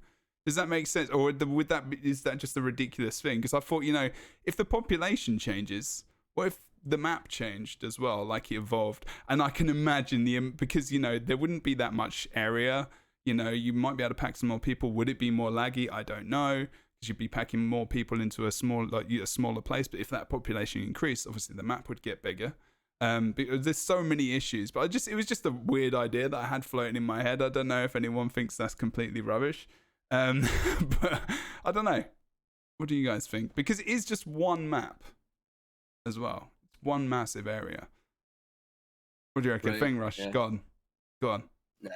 Yeah, sounds like more load screens. Yeah, that's definitely true. Exactly. Yeah. But in all seriousness, I think maybe I guess there's a couple holes in it. So there's a couple things I could say in it. Do it. Absolutely. The map really wouldn't change. Like Elder Scrolls is the Elder Scrolls Online. Yeah. It's not as easy as say something else like maybe Guild Wars 2 that doesn't have such an ingrained lore to like make a new map. Of course. Like they're in Cyrodiil because that is. Well, technically they've already done that. If we're looking at the lore, and since Zoss hasn't said there's a dragon break, Cyrodiil should be a jungle right now. Right. So I don't mean it in that sense. I mean just like I don't think you could suddenly be in Cyrodiil and suddenly, you know, be in, you know, tiny Cyrodiil version B or something. Yeah. What I mean. That's what they should call it, though. Yeah. Reality is Cyrodiil has a huge amount of real estate that's unused. So if you want to debate things like that, like something I've always thought about, and to touch on your point, because your viewpoint's actually very important. It's how they get more people in there. If they made a commitment to doing that, then that would be one thing. I don't feel as a company they've made a commitment to getting people into PvP, and it takes it's a couple steps to do it. And making some systems like you're saying is very important. If you're a new person coming out there, you may be turned off by a variety of things. Your experience may go bad. You're like, cool, I'll just go check it out. Well, I just got ran over by 20 guys, you know, and nobody will talk to me, right? That person doesn't want to stick around. They're ready to leave. They're ready to go try something else. Maybe they'll go in Battlegrounds and just call it a day at that. And it's part of what I try to do with doing a whole orc army thing, because there are a lot of new people that come into the game. It's at least the ability to feel like they're somewhere on the battlefield with something. No matter what side they're on. Some people will fight against. That's the side they choose, and that's fine. That's good. Like, it gives an environment. It creates something else. But having some kind of thing that would match people is something I definitely have thought of for Cyrodiil, and would be great for newer players. They would have to offer incentives. I've thought of a lot of things about this, because there's different places on the map that don't get used. There's a bunch of these cities and towns you've probably never seen on the map. There is, unless you really go out of your way to see it.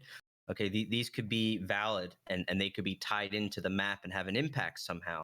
And this is how you can split out people that may be less experienced or in smaller groups, that they're going to bump into each other in other places off the beaten path.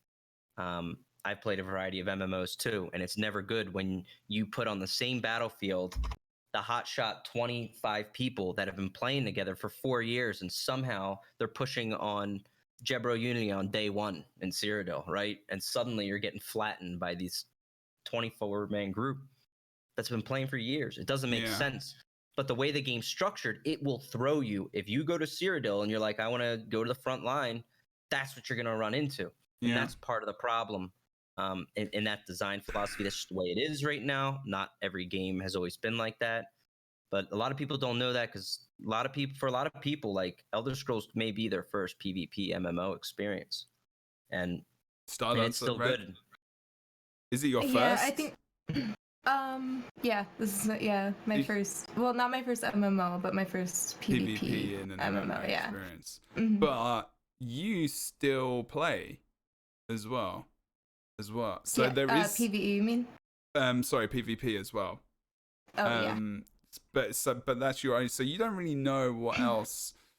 So you know what? One day I would love to see that. If you ever stream PvP in another game, I would love to see your reaction to see whether or not you prefer it or not.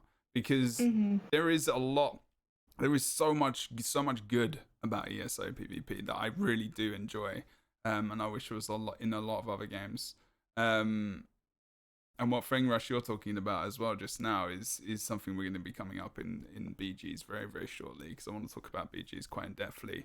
I don't want to spend the whole time just on Cyrodiil, but I think, a lot of the conversations we're having kind of cross over to Cyrodiil as well, to be fair. Things like communication and implementation of patches and, the snaring and what Nyassa was saying is in terms of that. Very, very important. Let's shuffle on, actually, because I just wanted to run some ideas, because it is that really new player experience, which is so important to keep your game going, because inevitably people get older, people start to get more responsibilities, start to leave. You need to fill those shoes on. Fill those shoes. Wow, that's a thing. Fill those shoes of the people who leave. People who, you need your vets, you need your people, you need your casual players, and you need your new players to keep your game rolling on. And that new player experience is very important. And it is difficult, as Feng said, I don't want to, and that's almost literally what happened day one. It was almost clockwork. It was like I jumped in, and I think I was in non-CP. And I kind of got rolled over, but I know, as the seasoned MMO and like RVR, I know I was just unlucky. And I can go in again and I can find a group and I can do all this and I can learn. So luckily that happened to me, and I know that it's not going to necessarily be the case. But the way things are now, if that person has that negative experience so early, they're probably going to get turned off, like you said. Definitely. That's dangerous. Because the game has brought in a lot of new players. It's something to consider. But to see that not pan over and spread into PvP as much, it does suck. And I think there's a lot of people that could enjoy it and are robbed of it because they have a lot of experiences like that up front. And that does suck. I am very surprised, because you are so right, because I have this problem. I PV, like, people would come into my stream and they see me PVing in ESO, and because I was a big PvPer in Guild Wars 2. I shoutcasted, commentated the pro scene, ESL tournaments around the world, big money. One of the only pro league games that we had pro league 3 or 4 years ago. And that's like up with CS:GO and other stuff. And I'm playing PvE in ESO, and people come and ask me, why are you PvEing? And I was like, one, it's just really good. I just really enjoy dungeons. I like dungeons in the arenas. They are good. The game is genuinely good, in all areas, which is why I like it so much. And that's a testament. That's obviously a good thing. But in PvP, then there's a lot of problems that I have with the game, which I find it difficult for me to want to be competitive, because I don't feel like you can in a lot of ways. And you can't. You absolutely cannot. The game is too much of a dice roll.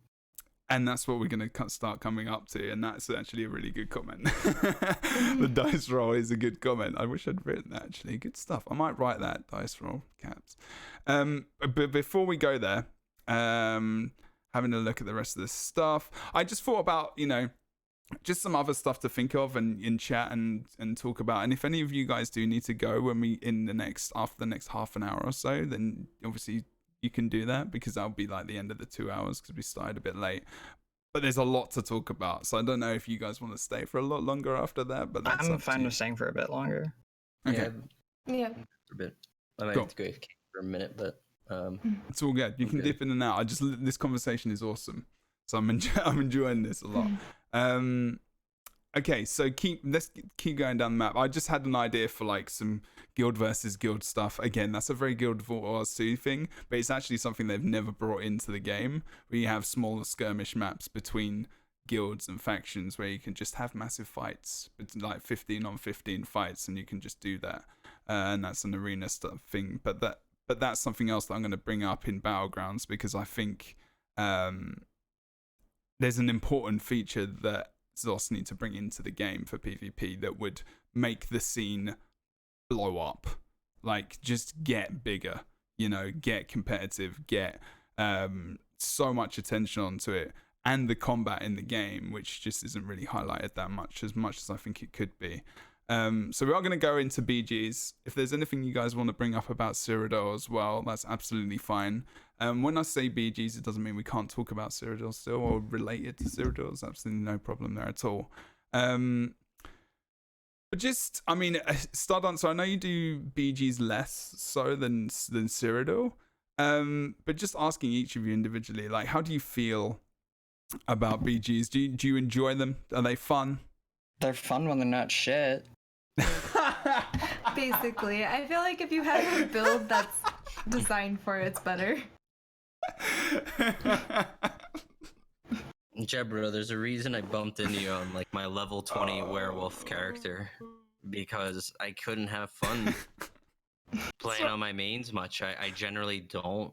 You know, there's a variety of builds you could take in there and be like, whoops, not the right match for this. Looks like I needed one of my guys that just sticks in the group and, you know, floods nonstop heal AoE stuff going on. Okay, so this is going to be this is going to be a charged conversation, I can tell. So I'm going to stay with StarDancer's answer first, and then we'll move on. Because Nia just jumped in, and it's just like the most hilarious answer, just straight up. It's really fun until it's shit. Absolutely epic. Sorry, StarDancer, what were you about to say? I feel the same way. Like, sometimes I have like matches that feel really balanced and they're really equal. We're all, you know, at the same points until the end, and those are fun. And then sometimes you get a match and you feel like you're like, if you're solo queuing, you feel like you just go up against a full group of, you know, AoE builds, and you get run over, and your solo, you know, group is just kind of like going everywhere. So it makes it kind of not as much fun solo queuing, and I think that's why a lot of people group up, because you don't want to get wrecked every time. You dominate, You can dominate. And I also main Stanblade, so my build is mostly like open world, like kind of geared towards small scale. So in BGs, I just get like, unless the other teams are really just not coordinated, it's really easy to get run over by AoEs and snares, and it's not as much fun on certain classes. So I think that's why people make builds specifically for BGs, so they're more fun. Oh god, you have to. It's like, it's very, I mean, I think there's some translation over, but definitely, you know, the smaller scale stuff, that it's important to have the community making builds and people changing things up. It's very, very, very good to do that. So I guess, you know, there is such a vast difference between Cyrodiil and Battleground. Sometimes it's just like forgetting that there is almost different knowledge completely involved in these different modes, because it's like, you know, whenever I play any other MMO and they've got PvP and then large scale, it's like, okay, the meta is completely different because it's like 10 people now rather than 4. Okay, good. That's a very similar experience that I have as well, actually. Go Can on. I say one thing about BGs before I forget? Yeah. I'm sure it'll come up probably, but there's been a lot of times where even when I'm streaming, I'll queue into BG and it won't fully load, so there won't be like full groups. Oh, You're sitting yeah, there for that's 10 great. minutes, and then you leave, and then you have like a really long wait time before you can queue again. One time I had it happen on stream, and I was like, okay, you know, we waited 10 minutes. It's kind of like a waste of time. Like, Wait, we left. you've only had it happen once? I'm jealous.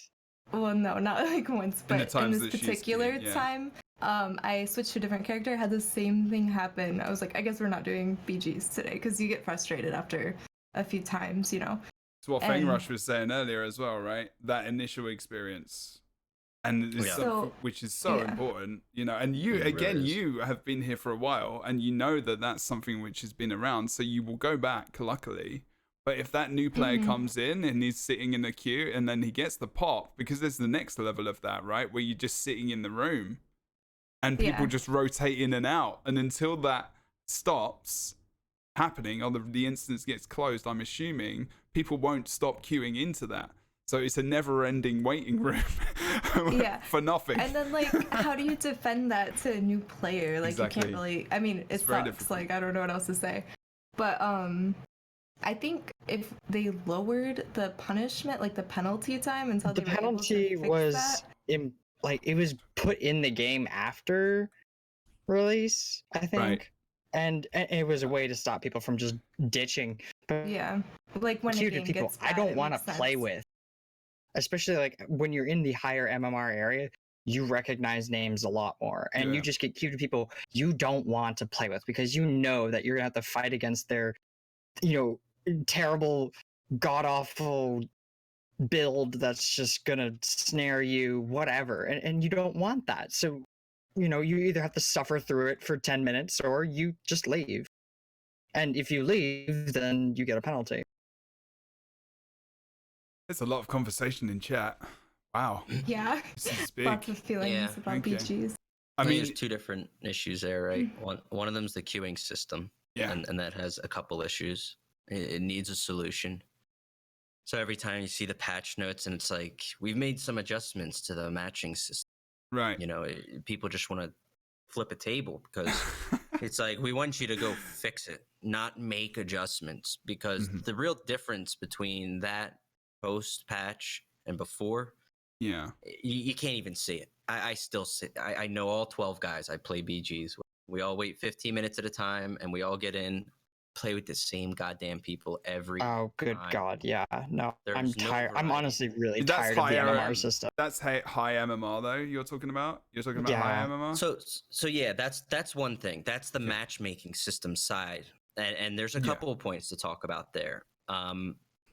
Because it's not just the rating, it's also the fact that you can solo queue and end up constantly going against the same two people that bring in their healer and their DPS combo, and they're just, you know.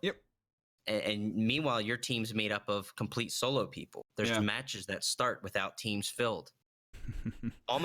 Pretty much 90% of my matches, I am a 3-man team.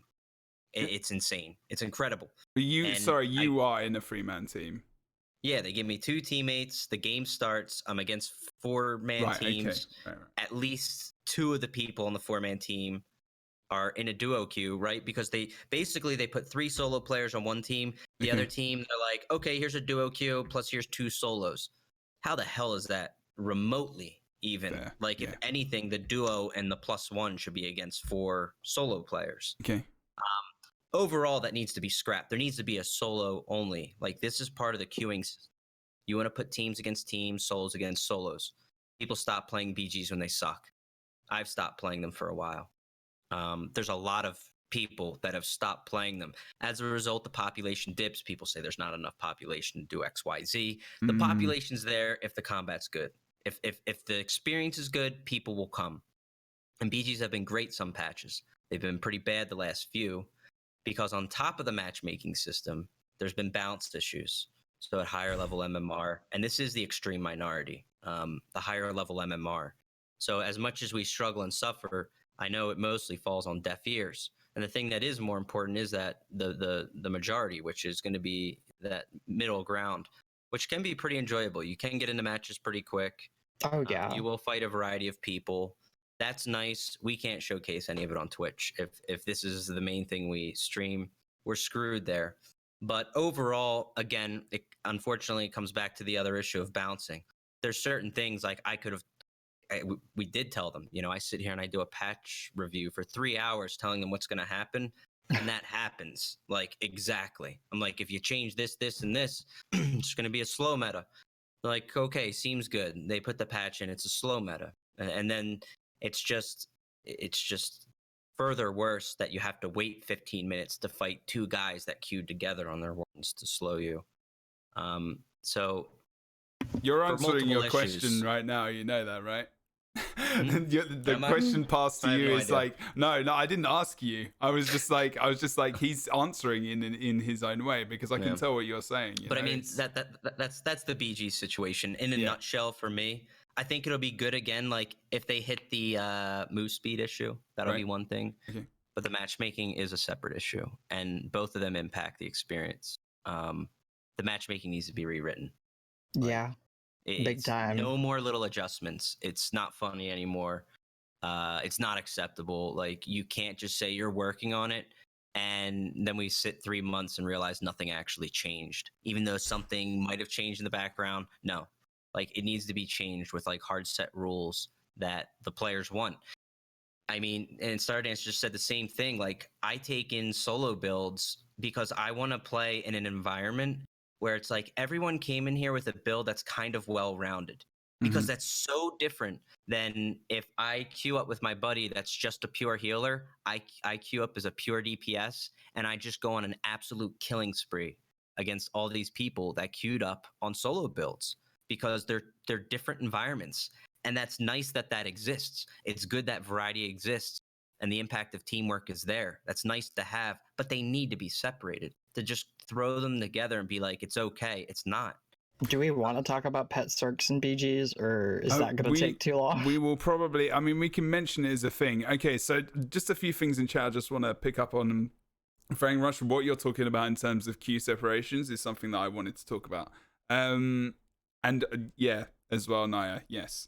Definitely, we can talk about that. That'll be part of like balancing. Again, I think I planned for too many things to talk about for this podcast, so I'm going to try and pick some important stuffs. But again, we can stay for longer. Chat. Console is important. It's as important as PC. It's an important, both consoles, both as important as each other, of course, because it's the life cycle of the game. How long the game lasts depends massively on the success on PlayStation and Xbox, whatever. It's important. They need to make sure they address all these things. That's part of elsewhere, and all the quality of life changes are really for console, to be honest, because we can mod and put add-ons for everything on PC pretty much if we wanted to, but console doesn't have that. So I mean, in terms of everything else, I think population, Cyrodiil, and everything else, that sounds like it's something that's happening on PC as well. And in all honesty, I don't know about console massively, so maybe I should probably get a console player on more often. I know there is some big Cyrodiil players that play on console, so maybe I should do that in future. Console has drastically different views, experiences, etc., and etc. It's very, very hard to even have it's very hard to have common ground in conversations with console players, especially because console players, their performance in the game, not their skill, but their performance of lag and all that is 50%, if not 100% worse than what it is on PC. There you go. StarDancer played console. Yeah, sorry, I completely disregarded the fact that you played on console for quite a while. Yeah, it's been a while since I played on console, so I don't know the state of the game on console now because I no longer play on PlayStation. Sorry about that, by the way. Talking about I'm happy to see some of the general changes that they're putting forth to console. I was just from remembering playing on console without add-ons and stuff. Because that's something, when I switched to PC, it was wow, add-ons in the UI, it's so different. And Cyrodiil, we've been talking about performance issues, but on console it's definitely a lot different. And like I said, I don't play on there anymore, so I don't really know how it is now. But the zone guide and just the guild store in general, things like that, I'd like to see more things for console like that, because I would have really loved that kind of stuff.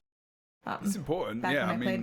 They need to have that stuff because I think console is one of the reasons, isn't it? Isn't console one of the reasons that ESO has become so popular and been able to continue in the first place? Like console must have had a big impact. I mean, obviously, I honestly think console holds ESO back, especially when it comes to being able to patch the game. Right. Because consoles have so many rules around uploading patches, etc. I'm not 100% sure on that, but there are rules around it. I feel like console really holds the game back. But that's just me. That could be a podcast. That's going to be a future podcast then. Okay. Right. Interesting. Oh, God, there's so much to talk about, isn't there? Okay, I'm going to try and go. So, Nye, you enjoy BGs. I went from StarDancer. We had a conversation. Fengrush was talking about the things. I kind of got the general gist from Fengrush as well. But you're feeling on BGs generally. You're enjoying them. Tons of fun when they're not shit. Yeah. They really are. Like starts and ends on that. It was like 2 patches ago, right? Like before that, that's all I did, and I wasn't in Cyrodiil for a few months because I was having so much fun in BGs. I would stream it start to finish. That's true, man. I hardly ever saw you in Cyrodiil. I think when I first started watching you were mainly Cyrodiil, but yeah. Yeah, but both have great experiences, and I will usually ping pong between them. But right now, when BGs are like they are for me, like I don't have fun. It takes a while to get in, and like I'm dreading the match, reading the lineup. Oh yeah, and lots of that.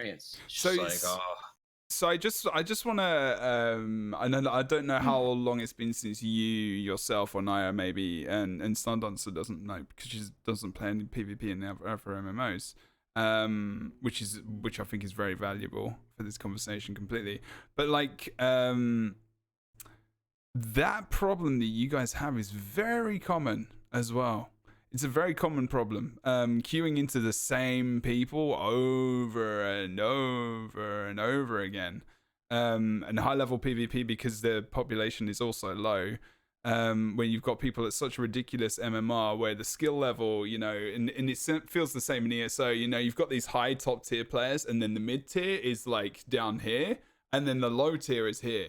So you've got such this big difference where, the MMR, and the queuing system and the algorithm that they have probably just needs to be changed a bit, right? To open up the time of the queue to go to reach that MMR. I'm more for them really working on the solo queue experience. I think solo queuing is a really good thing in BGs. You get thrown in with different teams, you get different games, a different player experience in the group games. And the group games are really good too. But it's going to be tough to match a variety of groups in group MMR. So as a result, I think the focus should be on that solo play. I guess complicated. Like, if you have really high MMR people, then split them up, put one on this team, one on another, and match them with some other people that are somewhere in the mid-range. So, do you feel that doesn't happen at all? Do you feel like it does to a degree, but not enough? Right. I think I end up going against duo queues of people in the same MMR bracket as me, waiting longer rather than just saying, let's get this game rolling. Let's not put them with the duo queue. Let's put them in there with some lower MMR teammates, which does happen. Once you wait about 15, 20 minutes, they will just automatically find you a match. And I've been in matches where I was fighting people with like sub 50 CP. I mean, these guys just got the game. Oh, yeah. And it just randomly happens every now and then. It's like, sorry, here you go. Just there you go. Population. But and it'd that be better. Go ahead. No, that was pretty much it. I was gonna say that kind of circles back to like the new player experience. Like first time in BGs, you're going up against somebody that's got years of experience. It's not really gonna be enjoyable. It's not gonna be make you wanna. It might make people want to get better, but like I don't know. Sounds like I need to do next podcast. I'm going to do this. Next podcast is going to be new player experience.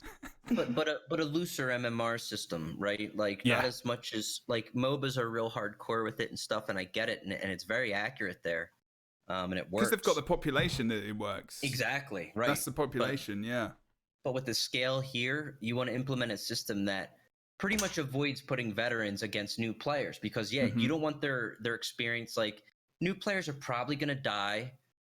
unless they manage to fill a game with completely new players. Like, that's just a reality of it. That's what's going to happen. If you fight somebody that's been playing for only 2 or 3 months, and you're playing for your first day, you're probably not going to die. You probably didn't bring in food or pots or something like this is basic, the thing. You know? I love you, man, because you know what the next part of this conversation is going to be about?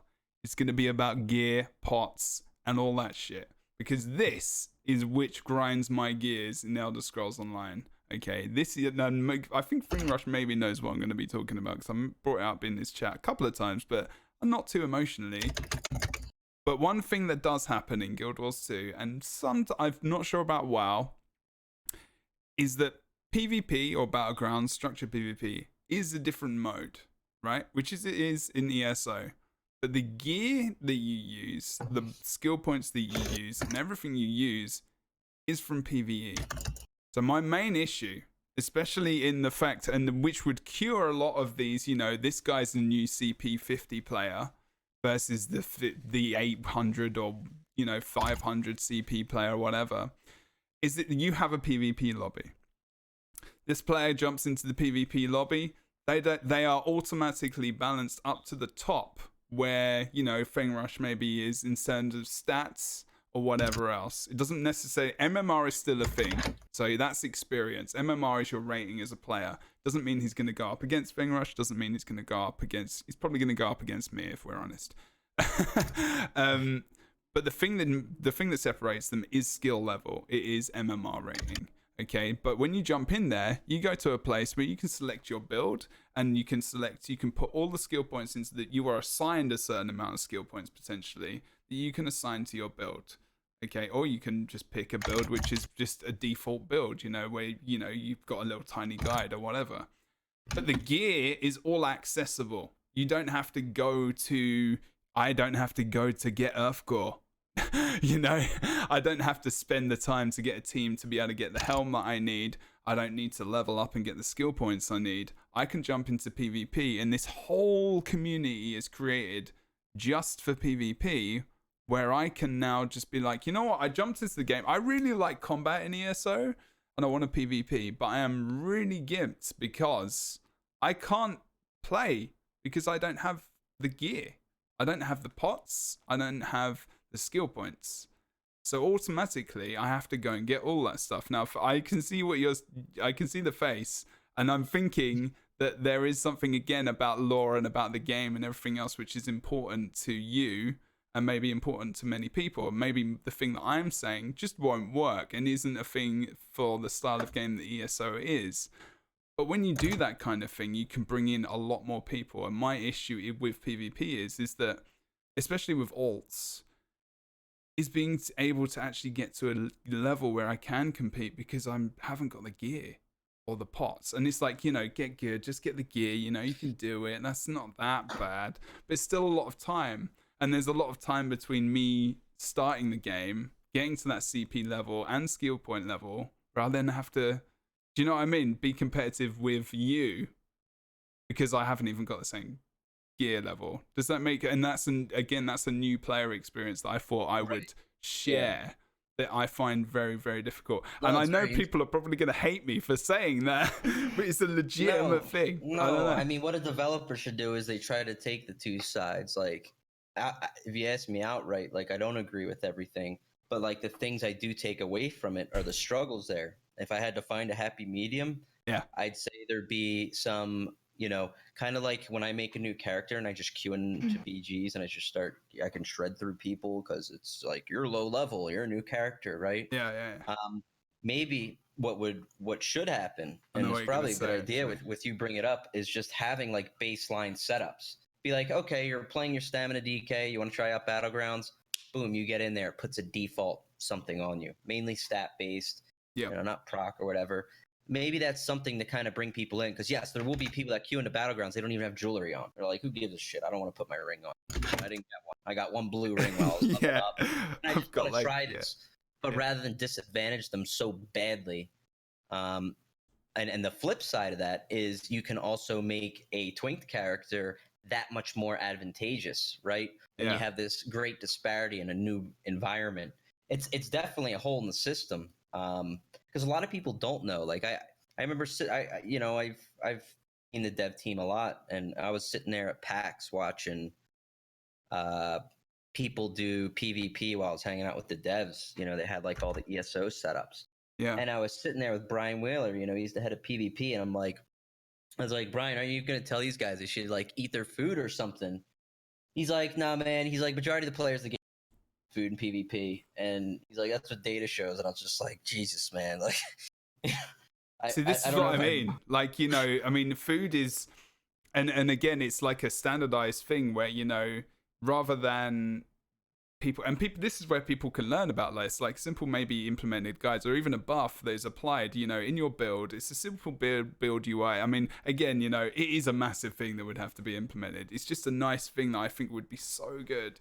Because you would have to select these things. You'd have to be like, your food buff for the next hour, your food buff for this match. You select the food buff. You select your pots that you want, your different ones, your different pots. Maybe you can have a selection of these things that you can put on the wheel.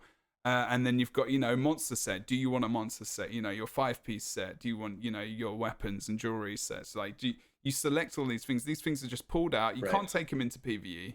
It's all just PvP based.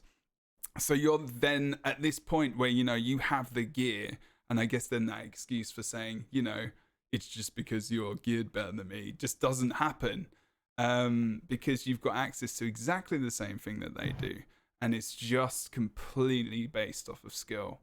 Because I feel like a lot of the time when I'm playing BGs, it's not really my skill level that lets me down, it's my gear. And you know what I say on stream? The first thing is, I'm like, you know what? I just cannot be fucking asked to go to this dungeon to do this. And that sounds bad, probably.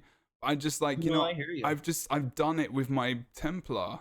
I'm just like, I've got the gear and I'm ready. And it's like, I'm dedicated to the game and I want to play the things, but it just takes so long. You would have had a lot more fun in the first couple years of the game. The level of simplicity to the equipment was unbelievable. There was literally like 5 to 10 sets. They were all like 3-piece bonus. There was no such thing as monster sets. So what I'm getting at is, and that's what people liked about it early on. It was more character and skill based. It was more about what you did and the choices you made and the way you played the fight rather than what you have on. The game has become largely about what you have on, which is why it's very important. And every time we stream and, if you kill 5 people, chat are just like, what's build? Show build. What's the build? Yeah, because they want to know what they can dominate There's so on. much truth to it. There's a level. I mean, there's a certain point where, you need to play the build appropriately. Yeah. But there's a level of truth where people are just like, wow, I want to do that. And I'm just, I don't have those stats. It doesn't flow like that. And there are really these nice stat setup builds. If you're a new player, that it'll dramatically Shackle Breaker. Right? Exactly. That's the one that always comes to mind, right? Like if you just pitch in Shackle and they pair it with a decent set and have any middle road monster set, like whether it's like Pirate or Bloodspawn or Troll King, some baseline sustain defensive thing, and you pair those things together, those guys can go in there and still not have learned the proper combos and stuff, but will live longer. They'll apply more pressure just for showing up and doing stuff. And they can learn then, at least. They can sustain through a fight where they can actually learn skills. So honestly, like if you pitch this idea, because I know the developers, and I know how, they've been very successful in what they've done, and that's to attract new players and sell DLCs. And as much as people want to give them shit for that as a business, they've been very successful at doing that. Oh, and they've created a lot of absolutely.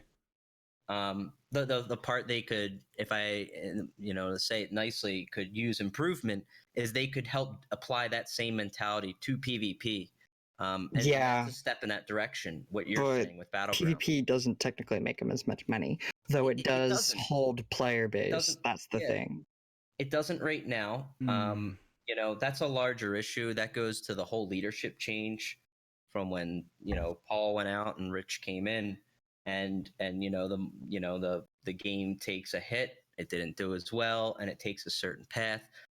All that stuff ties to where it ended up where it was and why they invested in what they did. Because PvP is a big risk if that's your drawing point and end game. And that's what the game was sold as 5 years ago. That's what you saw commercials for. I mean, even to this day, after you're done with your DLC content, what do? You play in Cyrodiil. Yeah. So, but the thing is, they still do have an opportunity. It depends, like, and none of us know what they want to do as a company. If the game's going to still go and they intend to drive it for another 5 years, then they should make a plan that may take a year and a half to 2 years to pan out, having the right teams in place to, Right. kind of do, not just build out certain things, like, because BGs, this experience, like you're saying right there, that's not a huge hurdle. That's a system-based requirement. They're not too successful with those. They're still trying to make Group Finder work years later, which is unfortunate because that does hurt their events. Their events have been good ideas, but that needs to function for what you're saying to work smoothly. But and then you apply that outward from there. Making BGs would be great. Redoing IC and making it into something else that could prosper over the next couple of years would be good. And then making some changes in Cyrodiil. I mean, their main driving thing is PvE, undoubtedly, but there are so many people I know that have never touched PvP. Some people absolutely despise it. Like, oh, good God, yeah. I mean, every role player I talk to is like, PvP? You mean the death trap? They actually get angry.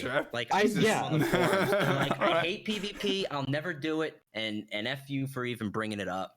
More or less. They get angry. Like, I want my achievements, and piece of shit ZeniMax, why do they make me go to Imperial City where I died? And they're very offended and stuff. But there's a lot of people that do dip their feet in it, and they actually happen to enjoy it, and it is based on those initial experiences. So it's about creating a better experience for people coming in, and we did touch on Cyrodiil, and Battleground certainly. I think Battleground's the most friendly for a new player to come in. You're more prone to have a positive PvP experience there than going out in the Cyrodiil. Oh yeah, you're gonna die in Cyrodiil. You're gonna have new players. Please play Cyrodiil if you want. Have an army thing. You do need to get on a side, or it's not gonna feel great. Sometimes you'll die. Sometimes you'll win. But overall, it's kind of a lost mess in Cyrodiil without some level of direction. But yeah, it's a matter if they want to commit to it and invest. And I, I feel they've gone through kind of a rebuilding phase a little bit in how they've developed content. I think their success is there, and they have the ability to make the choice. It's a matter if they want to.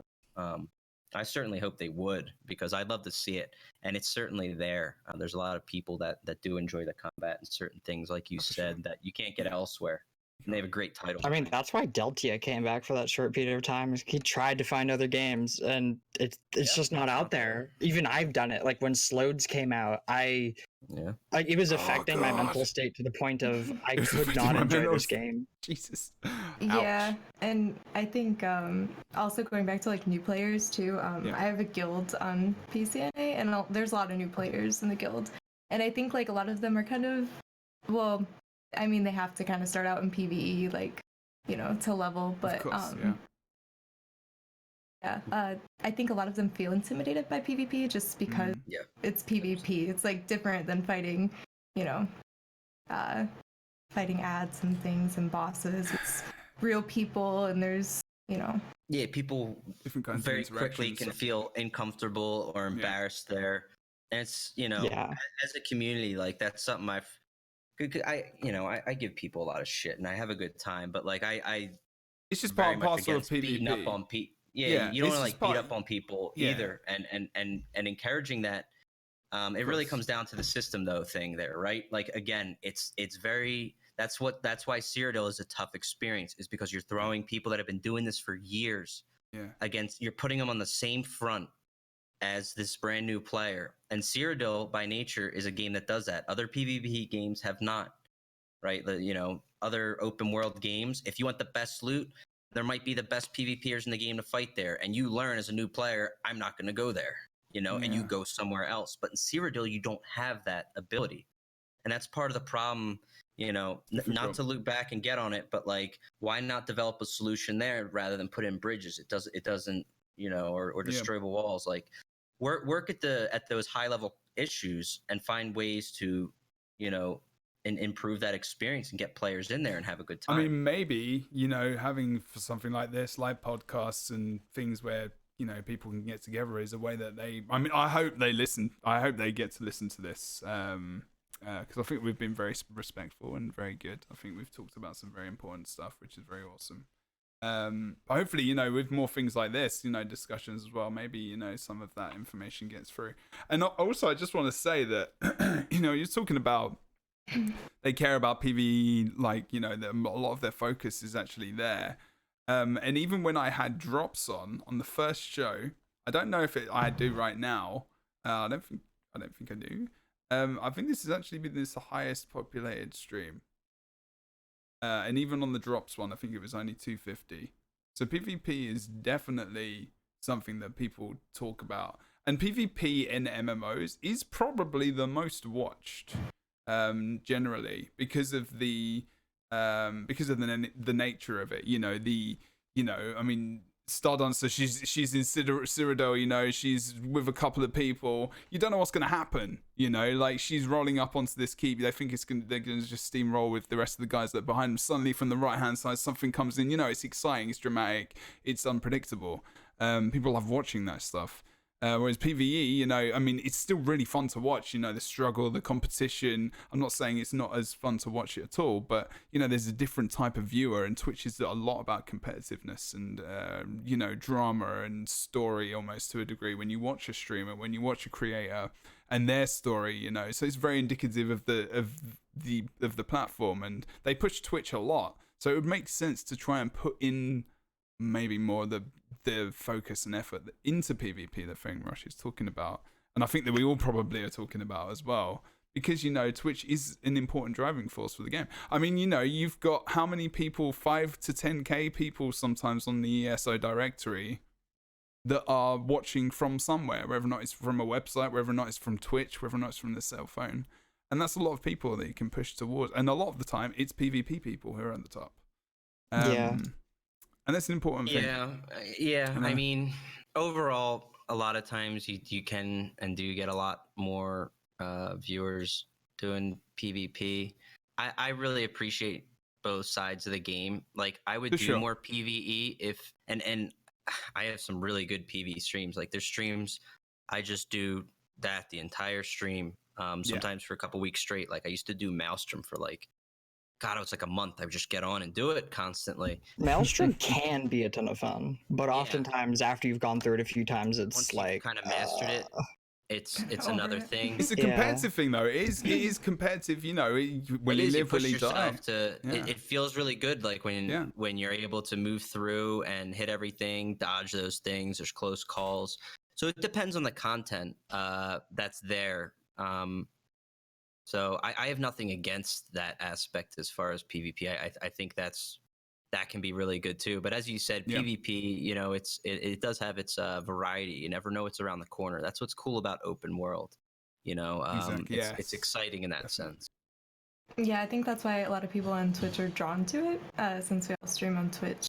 PvE, you watch the same dungeons, you just watch them over. The mechanics as well. Yeah, it's like the same every time, so...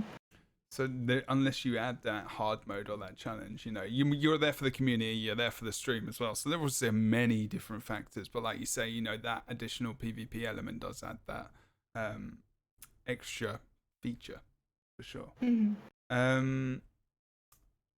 Naya, did you want to add anything to the PvP, what we're talking about? I mean, maybe you can. Maybe actually, I'll get you to ask this first question and answer this question I'm going to have right now. Actually. Or maybe you can be the first one to have some input on this. Actually, what did you want to talk about, Sork Pets? Go on. I'll let you go ham for about 5 minutes. Yeah.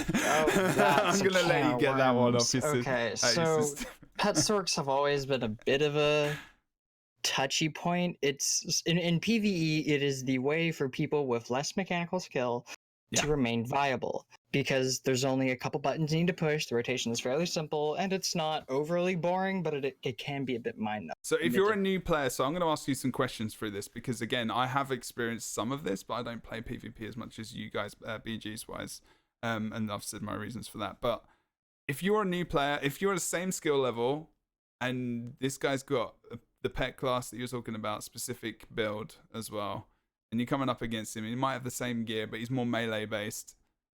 What are the chances that that player is going to be him? Is it pretty much just going to be the Sork every time? You know, same skill level potentially? It depends on how derpy you are and how much impen you're wearing. Okay. Because a lot of the times you'll find pet Sorks who don't wear any crit resistance at all. Because they're just coming in from PvP. And they're still obnoxious as hell, but you can at least kill them because your damage is meaningful. But when you have them wearing impen, they line of sight behind their pets so you can't even touch them. The pets just slowly melt you down. A lot of damage from pets is undodgeable for whatever bullshit reason. It's a mess. And it's kind of like you're fighting against multiple people. So instead of having 4 people on a team, you've got 8 people there. It's like, the hell? Someone in chat just said, get ready for Necro.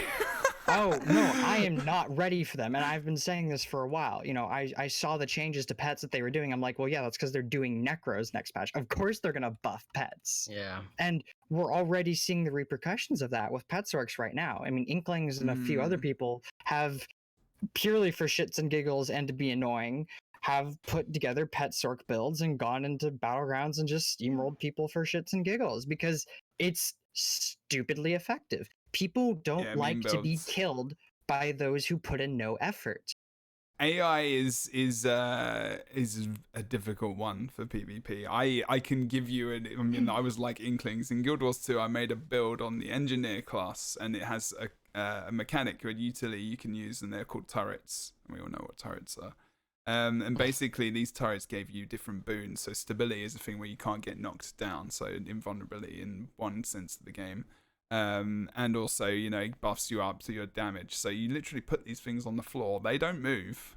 You can destroy them and stuff, but they don't move. But basically, it's conquest. So you know when you capture the flag in ESO, very similar to that, but a large area. So these things wouldn't let you onto the point. So you had no chance of contesting you. You couldn't beat this thing. You could stand there doing nothing. I created this build and I got 30,000 views, I think, in a week or so, and destroyed things for about a month in Guild Wars 2 PvP. Unfortunately, quite impactful, and I feel bad about that. But AI is bad. Like, when you bring too much AI into PvP, yes, okay, I believe that you can bring in builds that help a new player feel good, to the point where maybe, you know, they can get a few kills. But when you start to raise up in the ranks, that build should be gone. It shouldn't be, you know, it shouldn't be a point where it's you're not so fighting strong against other people. There's no high ceiling to it, which does tick people off. Yeah, I think knowing about the gameplay of it is they're effective for just showing up, because it's not like, wow, man, nice targeting me with that pet for 2 minutes while I tried to kill you. Yeah, I mean, he's not. If you want to get killed, you want to get killed by someone who actually put an effort for it. Or it's the person who hit you. Because the pet kills are like, But here's the thing about that bothers me, at least, like, because people can yell about skill and stuff of whatever, and that's okay, like, that is a point, but I don't, like, what do I do against it, right? Like, you just roll over and die. Like, you could kill them before, but the big change they made to pets is they're, like, ridiculous to kill. It's a waste of time. I used to kind of kill a pet when I fought a pet build. Maybe sometimes. It depended on the fight, because it may lead him to resummon it at a certain point when I could focus him. In this case, they took, like, they don't take damage. You hit pets for, like, nothing. And even when you do kill them, if they resummon, you can bash them. Then they can resummon and you can't bash them. It's so stupid. Like, give me a way to fight and counterplay. And, you know, that comes back to a lot of things. That's the key word. Yeah. But they just sit there and they're like, sorry, you can't kill me right now because I'm invincible. And they just spam shields. They put up pets. They made no way to really counter by killing the pets and maybe locking them down. Like, that's how you would kill Summoner in some other MMOs, right? You could maybe address it. Some Summoner gameplay in other games, or Necromancer, can, you know, it really depended on more meticulous control of the pet and some timing on your part with your pet and learning it. There's, like, none of that. There's, like, no counterplay. There's no real focus. You hit the heal on the Twilight and the stun on the other guy. Okay. Those things just kind of go on their own. Other than and that, you can't dodge the stun or the damage on the familiar. That's one of the worst parts about it. It is an AoE. It is undodgeable. It's like an advanced dot that has some bonuses because pets act as a damage sink, and they're not even worth hitting. So wait a minute. Question again. Like, I mean, actually, I don't think I know, or maybe I do know the question, which is, and something I didn't even think about. Balance split between modes. Is there any balance? Any abilities? I was gonna bring that up. Oh, you okay, go. so Go. Please go away. Go. I was just waiting, but go. Sorry. Like, this was kind of a conversation I had with somebody recently about PvE and PvP, like, or the sets all kind of affect each other, and the classes are the same on both sides. So I was curious, since I haven't PvP'd in other MMOs like we talked about earlier, is that different in other MMOs as far as like skill-wise and gear-wise? Is something balanced differently in PvP versus PvE? Because I almost wonder if like some sets should be tweaked a little bit but not affect PvE, because you don't want to like if it doesn't need to be nerfed in PvE, is it fair to nerf it in PvP? Well, so that's the thing with ESO. Let's take Zans, for example. I've had a couple of thoughts about Zans, one being you don't want to affect people's DPS. Zans is a potent DPS tool that a lot of people like, and if you change that, people will complain. I get that. So one of the problems with Zans in PvP, and like the reason I don't use Zans in PvP is because the ridiculously long cooldown it has.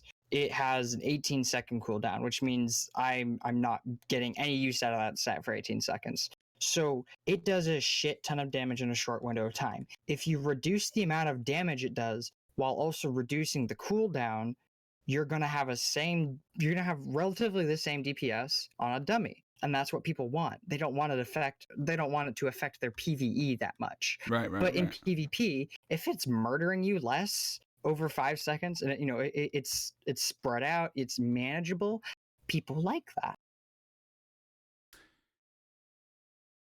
I think there are a few sets that like kind of come to mind, and I've already seen it mentioned in chat, but like Earthgore and Sand. Earthgore, yeah, Jesus, I mean, I've got that. Oh, God. Like, would there be a way to adjust that? Should that be adjusted? I think that's like a conversation that would be good to have too. So we could have an entire podcast on Earthgore. We could. Oh yeah, we definitely could. I mean, okay, so one I want to say, StarDancer, again, for context for chat, StarDancer has not played PvP in another MMO, and she realizes the importance of some kind of difference between different modes and their gear sets, because you're playing completely different stuff, right?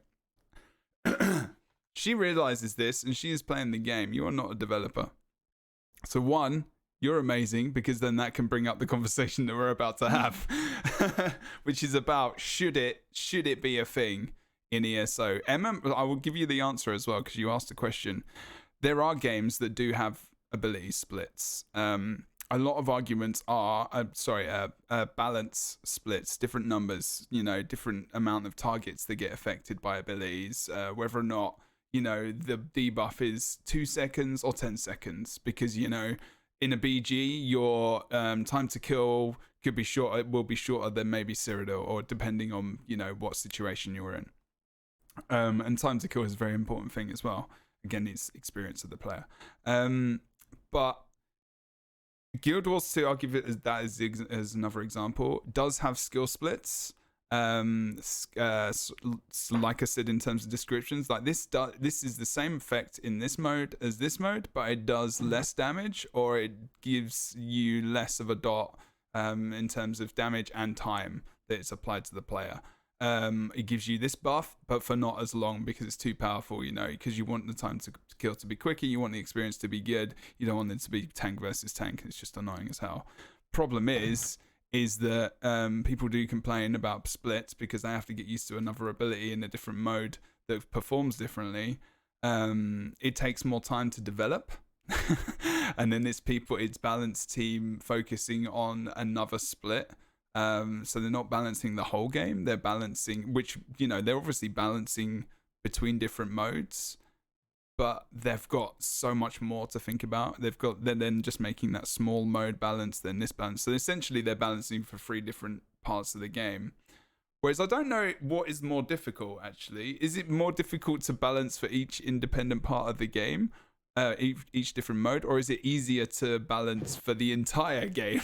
I actually don't know, because it sounds like both would be an absolute nightmare, in all honesty. The answer to your question is I don't know what is the best. I think that I don't know what Nyassa and Fengrush feel as well. Like, do you think balance should be? It's a really good they have question. a hard time with both of them, right? Yeah, I mean, they already have a hard know. time with both of them. Although I feel like with PvE, you don't have someone's feelings getting hurt when they die. Because in PvE, you're just killing mobs. In PvP, your mobs are other players. Yeah. PvE is more controlled. Technically, it should be easier to fit something in there that works, right? Say you build the ultimate PvP environment and everything works and it feels good. Now you can adjust all the mobs accordingly to get the desired result there. Yeah. I think from a design perspective, that's how that would flow if you had to answer that. And I think there is truth so to you that. balance for PvP and then that flows into the rest of the game? Yeah, because we have these things in the game called resistances. We can affect the resistances on mobs. However, ZOS values consistency, so that likely won't happen. Everything has a resistance of like 18k or something on a mob, and ZOS doesn't want to affect that precious number. Right. Like, for example, Jebro, we had AoE caps for many years, and I asked them to remove them very vigilantly. How many? I did. How many people? You could only hit 6 people. Even in Cyrodiil? Yeah. Yes. What's the cap now? Cyrodiil. I made an emote and I dedicated a campaign to getting them removed. What's the emote? I need to. You need to send me riot some sign that said AoE caps, and but regardless, it eventually Fengrush did is get like changed. the punk rock person of the ESO directory. I can tell, man. He's just like. I love it. I was pretty hardcore about it, and they're not completely removed today, but now your damage at least affects everything. But just bringing it up as an example, because one of the big arguments from them was, well, it'll ruin PvE because when you're doing a trial, then you'll hit all 30 mobs instead of 6 at a time. I was like, okay, what's the problem? Boost the resistances, right? Yeah. You kill that whole 30 mob pack. Say it takes you 30 seconds with the average setup. Okay, we can still make it 30 seconds to kill. Boost the resistances to match, right? I mean, and that is just an example of how you can frame a change in one environment and then sculpt it to still not change so much in the other. It's a difficult thing. Like, I don't know how long that kind of thing takes to do, like coding and everything like that. Like, how much of a change? Because like things like adding resistances and then changing the abilities. It can be done. You want to know the answer? You can do it live. You don't even need to. It's very easy. It's so easy. It can be done by a guy walking over to a computer. Because I've been in the test environment. You mean changing the numbers? You can make them tougher. Boom! Added 5 million health. His resistance are up by 25%. And that's often what they do when they want to make it harder. They just add health and damage, and that's not necessarily how you want to do it, but that's what happens. I'm very careful to comment on stuff. Sometimes you don't get a red circle, and that's super annoying. So I mean, I don't mind caps on players is fine, but like 6, I mean, that seems ridiculously low, especially when you're introducing things like Cyrodiil. Like 10, 15, I would say that's fairly acceptable. That's okay, but like that, I mean, that seems like fair enough. I understand that. I mean, it's, and again, you know, the conversation is balance, right? You know, how do you? Again, a conversation we could have for a long time. But I mean, do you feel so? I mean, StarDancer, is that something you would like to see? You think would be a good idea, or you kind of just are wondering about the answer to the question? It was more of just I kind of wanted other opinions about it because it was something like recently. I mean, I saw comments about gear sets in PvP and in Battlegrounds. Right. And I know there's the battle spirit, but like I don't know exactly what would go into altering things like that, if it would cause more issues than solve problems, and if it's really necessary. They'd probably keep PvE exactly the same, and they'd just change things in Cyrodiil and PvP. That's where it would change. It would be those changes. I'm sorry, I gotta step away for just a minute. I'll be right back. Yeah, no, you're good. You're good. I like that though, because I like that you even mentioned that, because it sounds like an obvious thing. Because you picked up on it straight away. It's like that feels like, it almost feels like it should be a thing, and it's just like, so that I like that.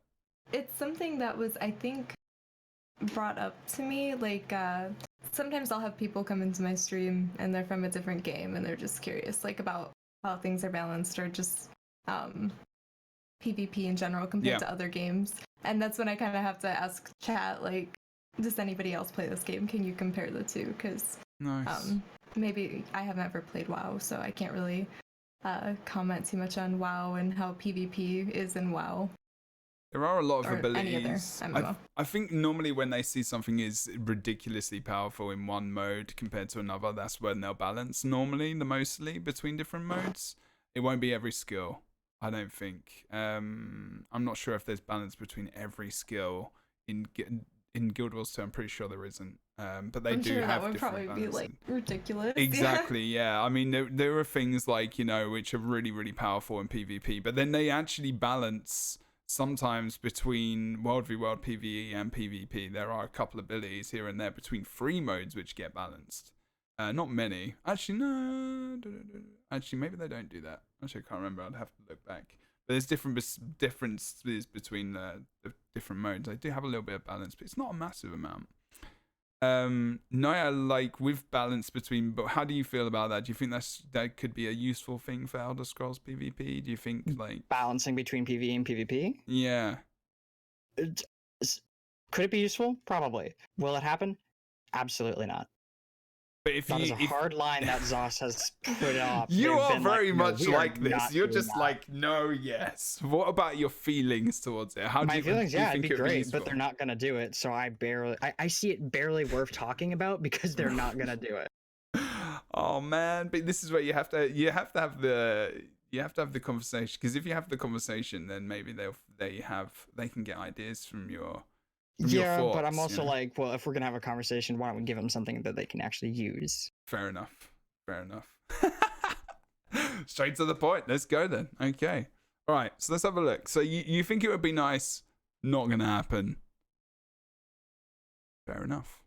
That is a legitimate thing. I mean, I'd probably with you there. I probably think it isn't something that would happen, but it doesn't mean they can't change some potential abilities that maybe are too strong, like pets, for example, which is kind of where this came from, actually.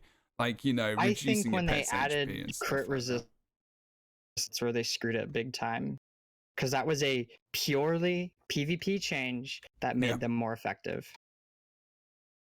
Because crit resistance means nothing in PvE.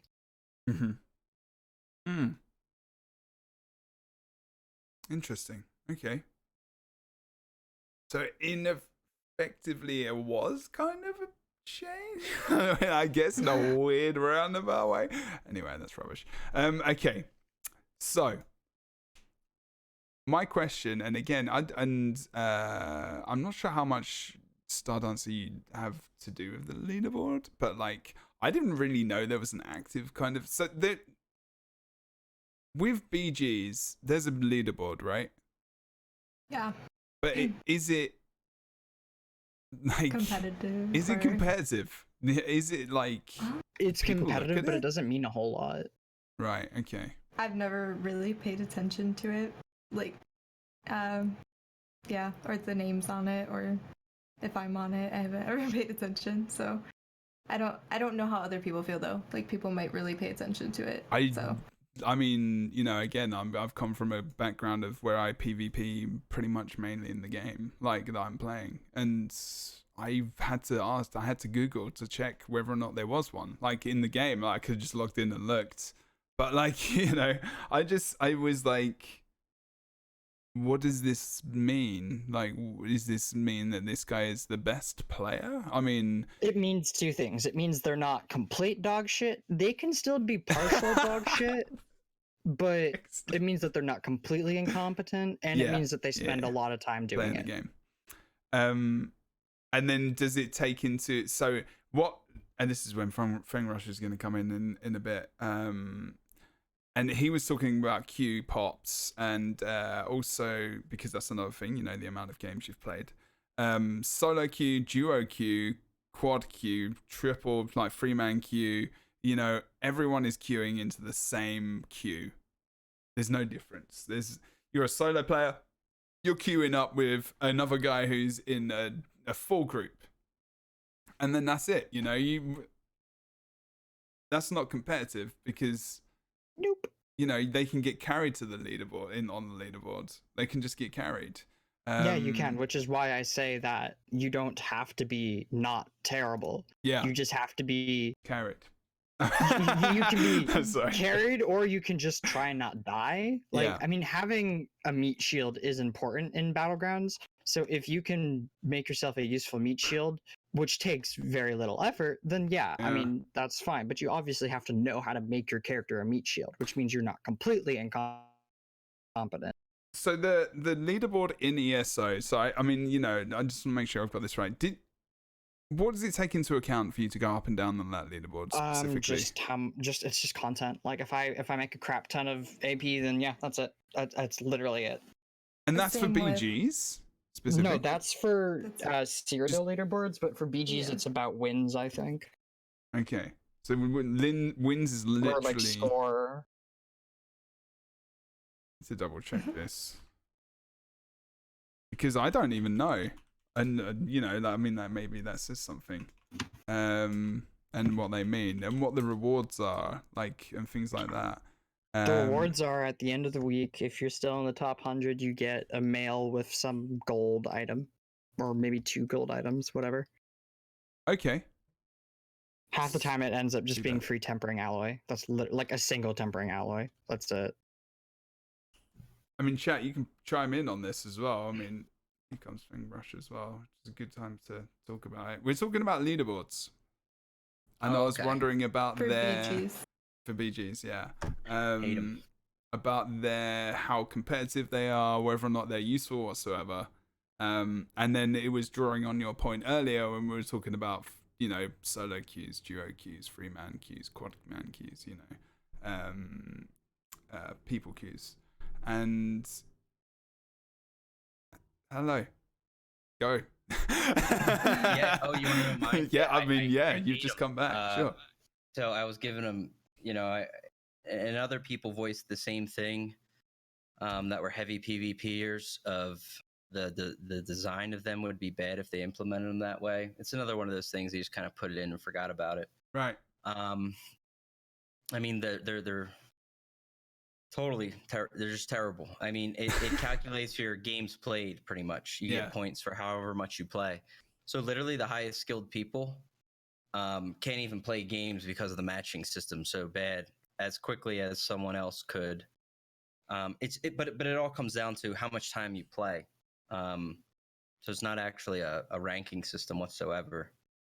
I think a good thing might be implementing the solo queue and then I'll have a leaderboard for that. Just put in like a you know, some kind of thing for it. But a lot of things go to time played. Same with Emperor, which is a system that is kind of unfortunate. Like a matchmaking system again for like a MOBA and stuff. And I do kind of go to those because I played a lot of MOBAs and they really make sense, right? Like someone that you have to play a good amount of games and against good opponents to gain some rating. If you play against, you know, if you have a high MMR and you go people with lower MMR, you're going to get almost no progress for that game. But at least you get a win and you get something. And as you get higher MMR, it's harder to gain MMR, easier to lose it. But that kind of system, I think, can make sense. It can be harder for people that are on the lower end of the MMR system to rank in, though. So if you're not like hardcore, you might not end up on the leaderboard then. So there's different holes in it. The way it's set up, I mean, you know, like I told you, I've been PvPing forever in this game, and I have never once looked at the BG leaderboard. I don't care about it because it's irrelevant. Okay. It's just if you play a lot, then you may get rewards on it, but outside of that, it doesn't mean anything. It's just completely. It should be the time played board. I mean, it's all that matters. How much? So yeah, you could just have a different section. You could get in there and lose your ass off and be on the top. And that's the reality. I mean, StarDancer, you have seems to take the competitiveness out of it, and yeah, completely. I mean, so, yeah, it's because that's what a leaderboard does touch on, right? The level of competitiveness. So it doesn't reflect on that at all. Now Cyrodiil, I can that's fine. Like Emperor, I get that's different, and that's okay. But like Battlegrounds, you have a thing called leaderboard, and it doesn't reflect that at all. I think that's a miss there, and it's part of why ESO really isn't a competitive game, and it's a shame. I mean, there's other things that lend there, like if they did more work with PvP or whatever, and they wanted to push that environment, they could, but you have to understand that's not their goal. right. They're not going to that market. But overall, I don't think they value the leaderboard at all either. It's one of those things. Is again, you just put it in, you're like, well, it's there, but it doesn't. It's not reflective of that at all. Not accurate. Someone said casual competitiveness is what ESO strives for. Is that a correct comment? Yeah. Yeah, that's completely correct. Also, I gotta be right back. No worries. And that's not a bad thing, I don't think. I No, don't think it's bad that that's the market. You have to appeal to the mass. Yeah. But it still doesn't, even in that category, it still doesn't make sense. It's just about time played. So I think it's a miss. I think they could do more there. It's a couple of different leaderboards, maybe, even just keep that one for the memes or whatever, and then just like... Yeah, I think a couple different ones. I think really pushing a solo queue only thing is something that could benefit, not just there, but for the quality of games actually played too. I don't want to be redundant. We did already talk about it. Yeah. But you can see where it lends in a couple places, because if you always queue solo, you don't know what you're going to get in your match. Yeah. And that's part of the solo queue experience, is like, hey, I have to go in here well-rounded. It's part of the skill as well. It's part of the skill as well when you encounter someone that you don't match up against that person, because, you shouldn't be able to kill everything. You don't want to match up versus that person, you leave. You get in there with something more well-rounded and you adapt to it. Yeah. And that's what that should be and can be there. So. There was a funny comment. There was a really funny comment in there. Where is it? Oh God, I just forgot what the comment was. Come on, gotta find it. It was from. I've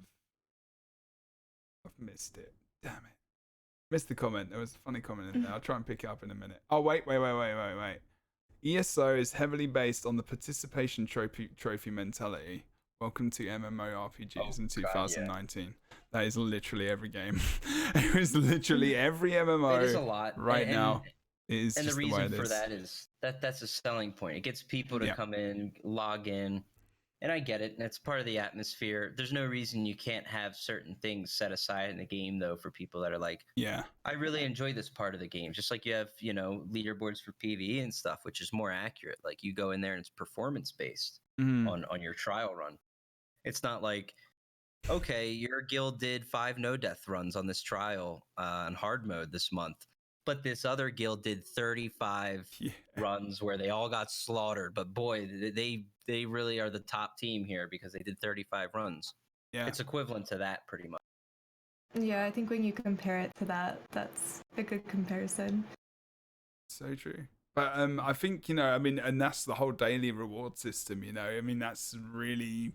It tells you a lot, you log in, you get instant gratification, And that's okay to have. It is fine, it's good. It's okay to have both. Absolutely. But when every system just comes down to being like, listen, if you're plugged in 12 hours a day, you're the best. Yeah, that's not what it's about. No, it's okay to get people in there every day and have daily stuff. That stuff's good to have. You need to keep people, because people need rewards. MMOs. Well, hell, games just now, there's so many, there's so many games out there. There's too many games, Jesus. I've got so many things to play. MMORPGs is just one issue. How many MMORPGs can you name off the top of your head, let alone good ones? And though that community is spread out so far, at the moment. You know, ESO luckily I think is top 3 easily. You know, I'm talking about generally in terms of, you know, population, maybe top 3, top 4. And you know, that's great. Obviously, you know, we think it's the best MMO, you know, depending on our personal opinion or whatever. But you know, it's up the top, but you're still competing with so many different games, and you need to make people feel gratified. And you know, you've got battle royale games and all these games where you can just do something and get like maximum rewards sometimes. It's just the way the gaming industry is nowadays, and I think thankfully ESO's like trajectory is like this right now, right? Like 2018 was epic. 2019 should be even better. You've got an expansion, you've got a new class, and you've got some potential changes. But there is something you say about PvP where my worry is that this part of the game will get neglected further and further. Or not. Just remember Templar. Sorry? Nerf Templar? Templars. Well, Templar has been neglected. Like, that's what it was for after Morrowind. It wasn't nerfed. It was just neglected forever. Right. Yeah. Yeah, So, there's changes, I don't know. But yeah, it's not on the super competitive end, and that's not what they build to, and I don't think anything's going to change that. That's okay. You can, you know, what a lot of developers, is that I think, something to do with healing with Templar as well? Is that something to do? Is that anything to do with healing at all, or is it? Well, Templars have, you know, this incredible ability called Breath of Life, which is not only useful for healing groups, but for healing themselves too. And that's part of why they just kind of got neglected, as like, oh yeah, Templars are fine, so they never touched Templar. Yeah, it's a bit of an interesting one in PvP. I don't really have drive to play that. I like Templar's my favorite class. So. And sorry, I have a hard stop in like a quarter after, so like 4 minutes. Okay, no worries. Yeah, we can actually. And what I might do then we have actually pretty much we've covered a lot of the stuff. But I just want to say, is there anything? I'm gonna get to StarDancer first. Is there anything you want to quickly cover, like that we've talked about? I realized that the subjects I picked were very vast. But like, if there's anything like last point you wanted to make very quickly, I'm gonna go around. I think out of like the things that were on the list that we missed that we were going to talk about, like adding things to PvP. I think you suggested the group queue, but then also asked if we had anything to add. Yeah. Just like some things that come to mind. But obviously, like, performance would come first. But some things that I think would be interesting to add would be, like, a ping system, like a better ping system. It's kind of difficult to, like, open your map. And, Jesus. And there might be an add-on or something. I don't know. But always an add-on, right? Yeah, there's always an add-on. It's an add-on for everything. Yeah. Is there an add-on for hair and life?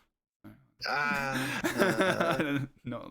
Overall, I did see like one person in chat make a comment that they haven't really PvP'd and they're new to the game. And after this conversation, this was like a while back. This was about a half hour ago. Yeah. That they don't want to PvP now. Oh shit. Sounds like so negative. And like, no, don't do that. That was the opposite. Yeah, that wasn't like the intention. I feel like this was more of like a discussion. Like, hey, this is what we see needs changes, and absolutely. Like we all enjoy PvP. Like we want to see it grow and be successful, and we don't want to like not want to PvP. We just want to see changes that are positive. That's well said. All we weren't trying to like be like, yeah, don't PvP. Like I feel that's bad not now. what we were sending out.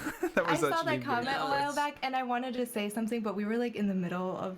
I forget, probably the bridges. I don't think we've been negative. Chad, do you think we've been negative? I think PvP is always a difficult conversation to have. It is, yeah. Balance is really difficult and performance. It's been respectful and like we've I used to do like a PvP podcast a bit. And we could go off the rails, slamming things a bit. And even then, still, same thing. It was all love for the game. It was all because, it's because very passionate and regardless of what comes out, like log in and play the game and have a ton of fun every week, you know. And sometimes the fun varies.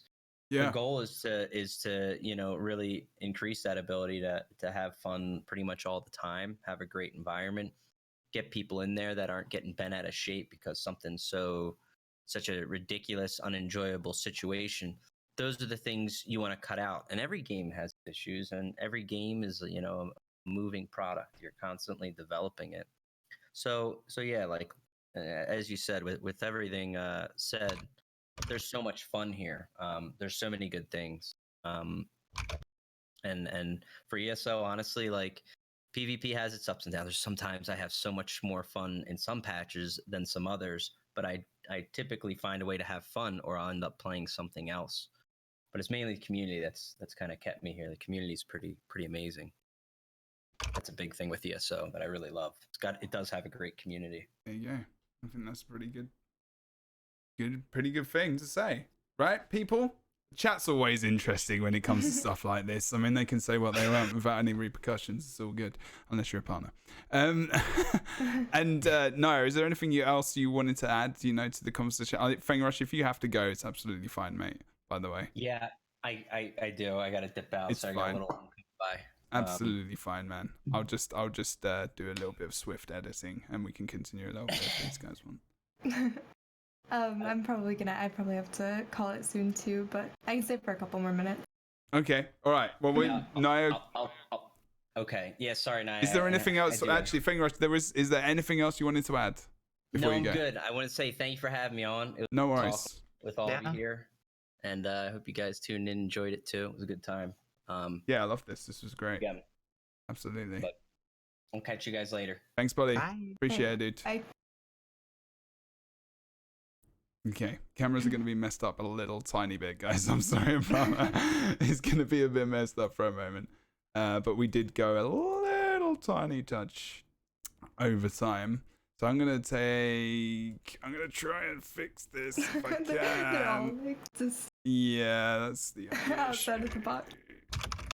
There's inside the box, now there's outside the box. Let's see if I can do this. Okay.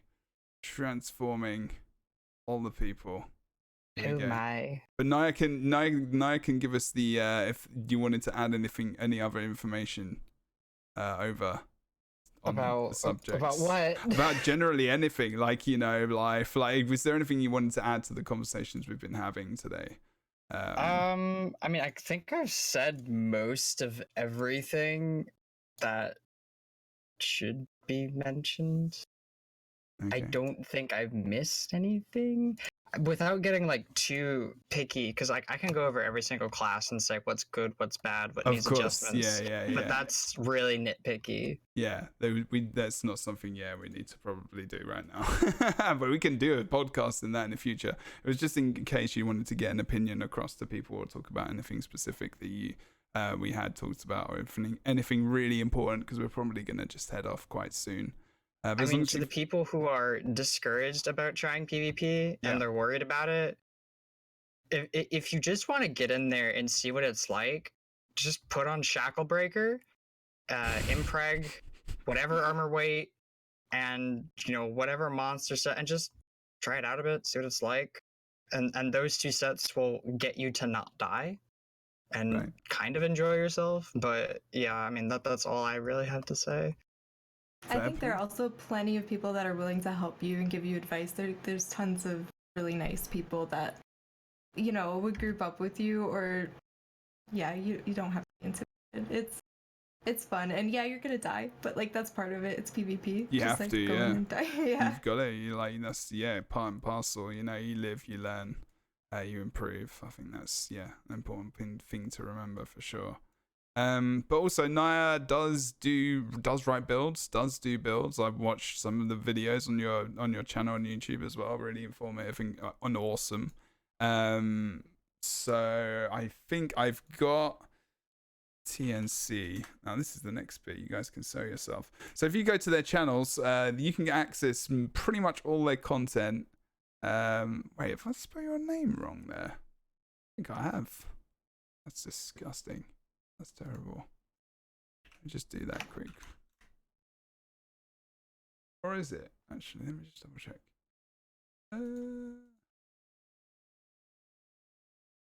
Yeah. Oh, no, that is the name of your channel. Good, sorry, I'm just talking rubbish. Anyway, forgive me.